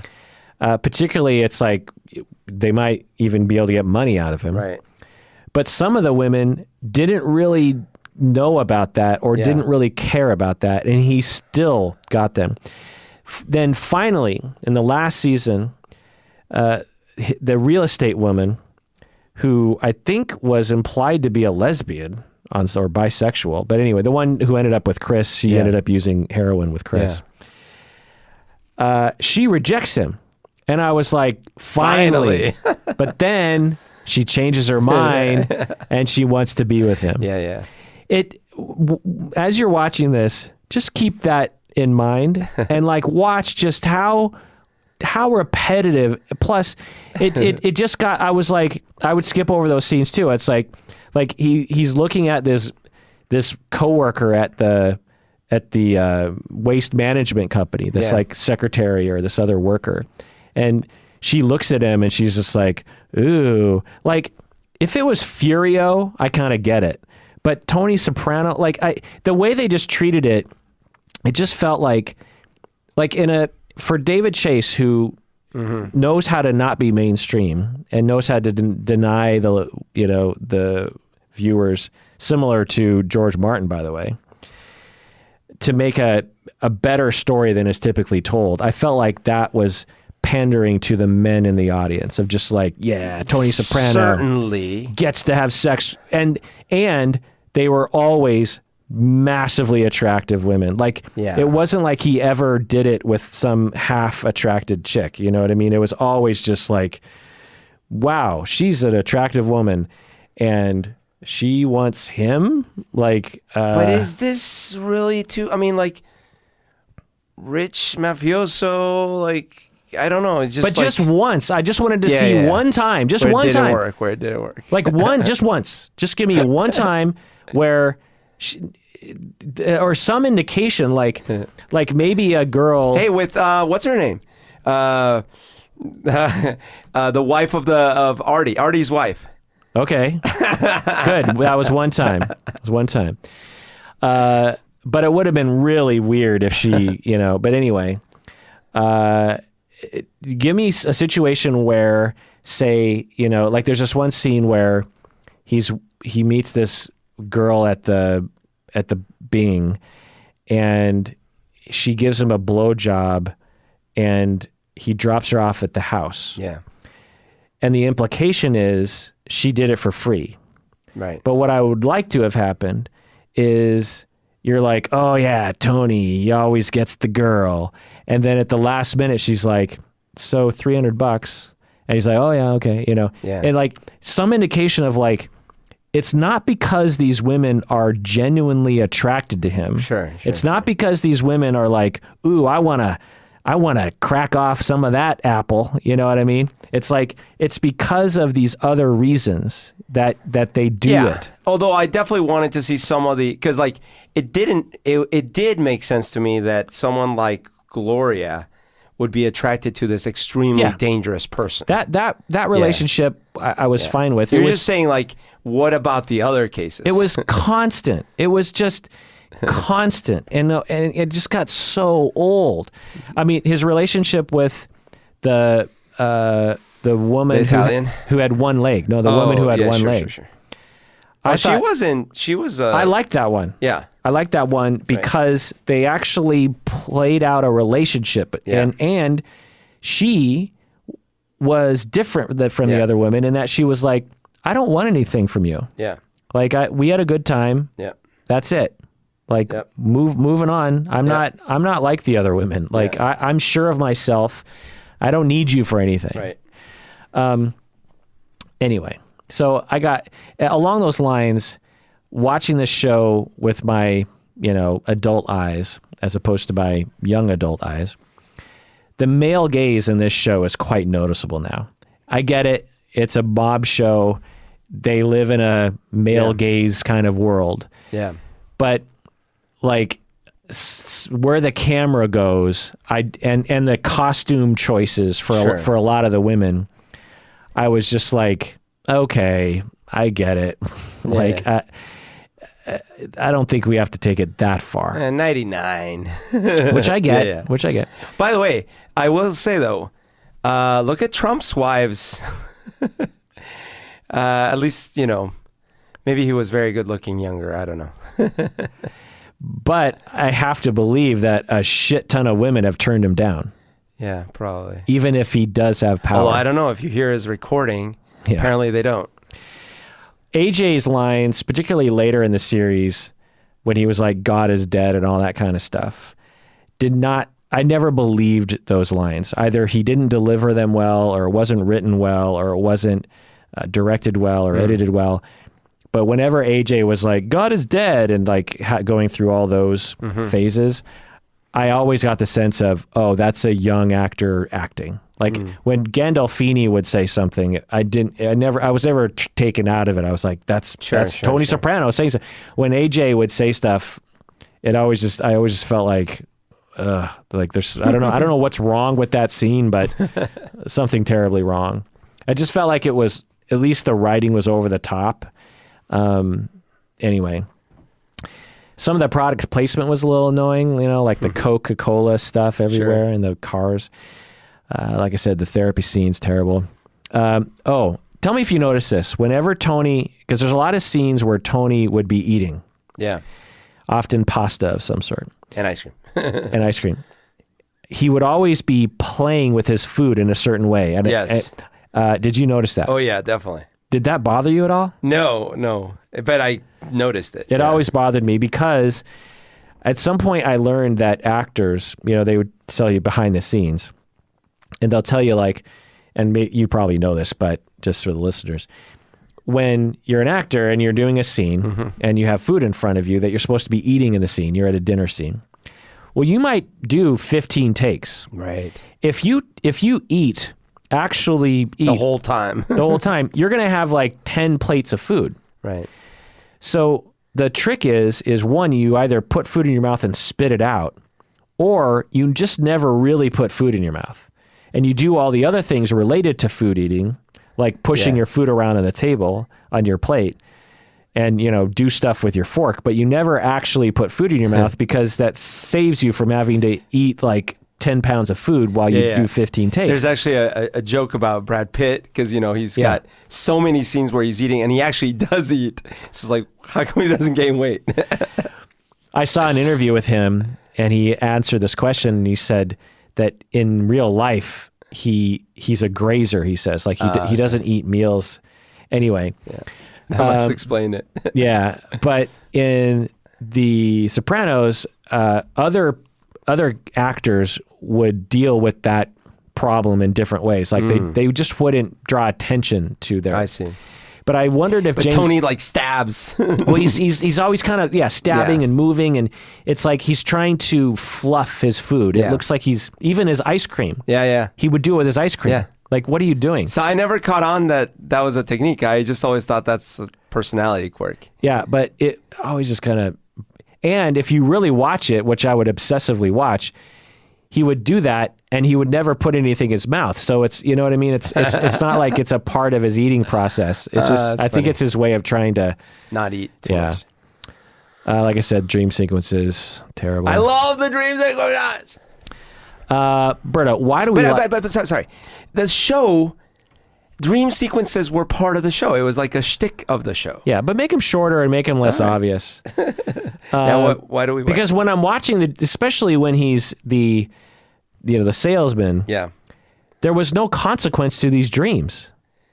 Well, I mean, there was in the sense of what, like the existential message that Chase was getting across, but not...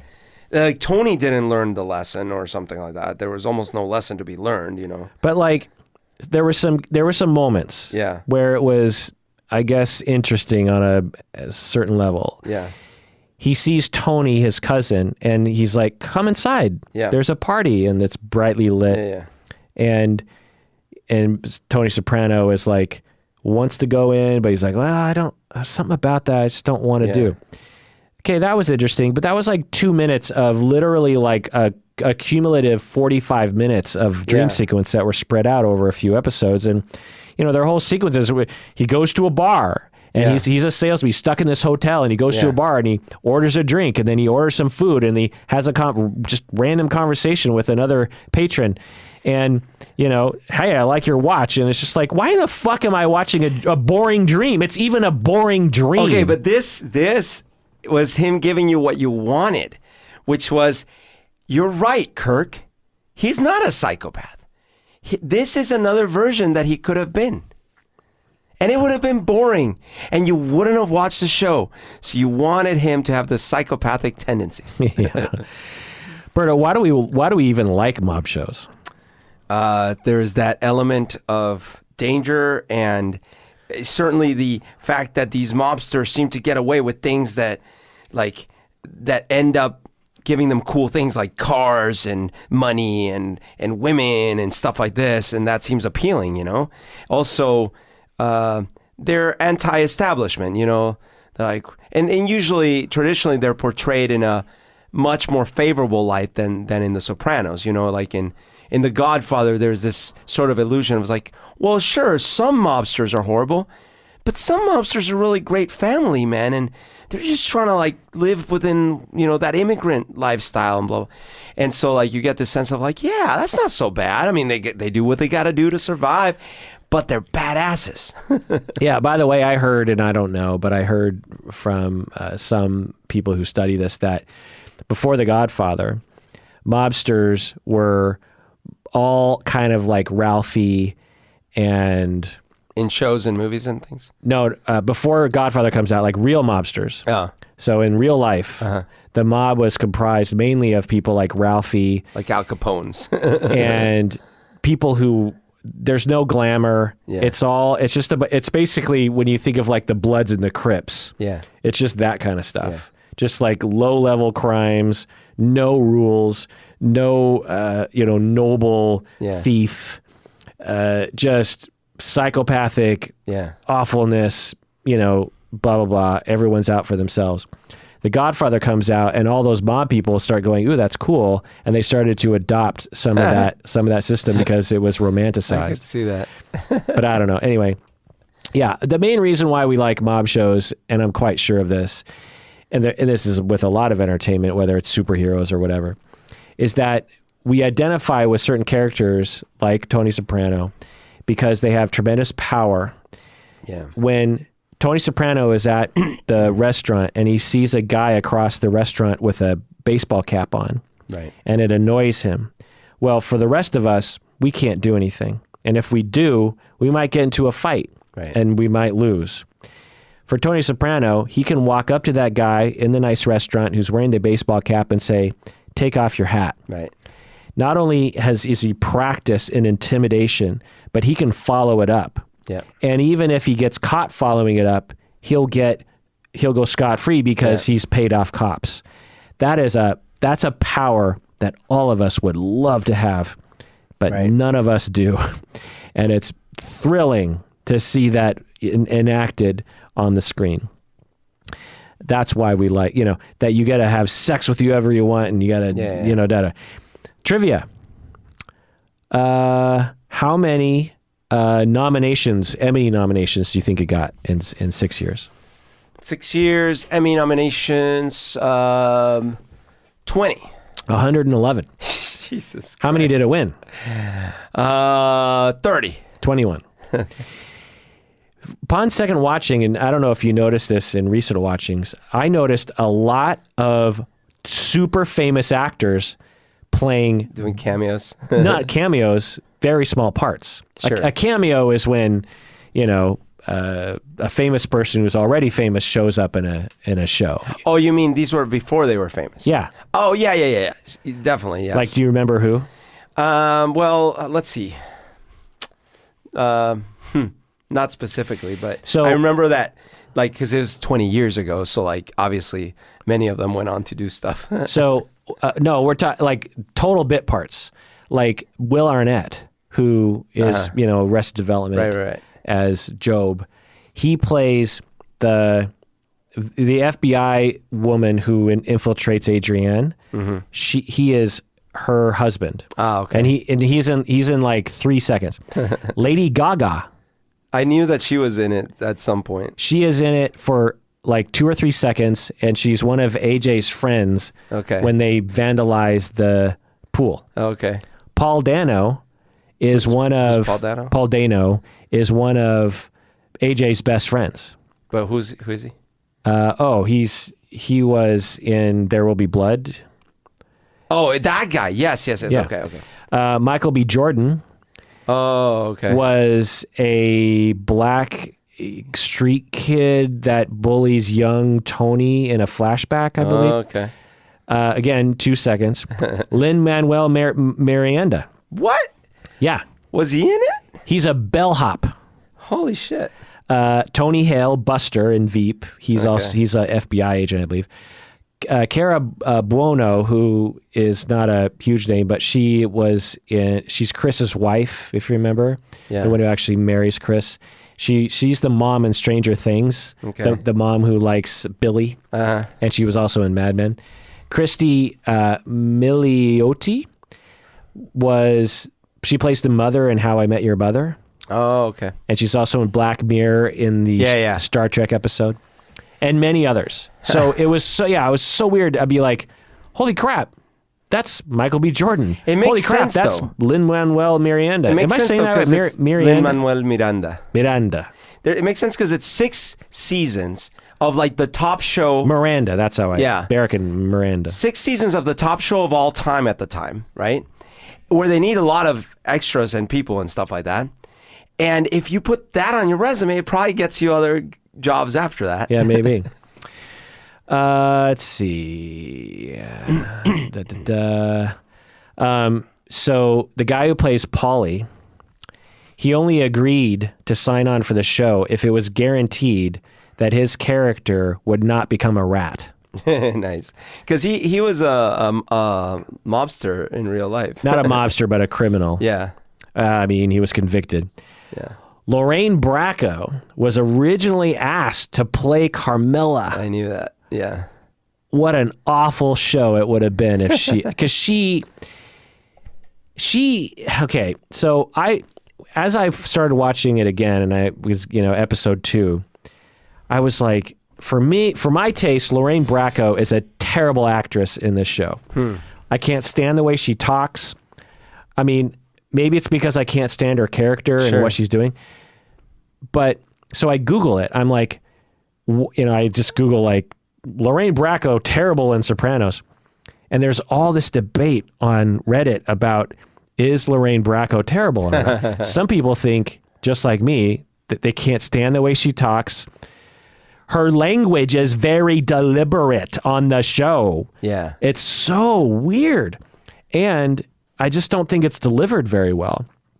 In other, acting jobs she's done, she's great. Goodfellas, she's amazing in Goodfellas. Yeah.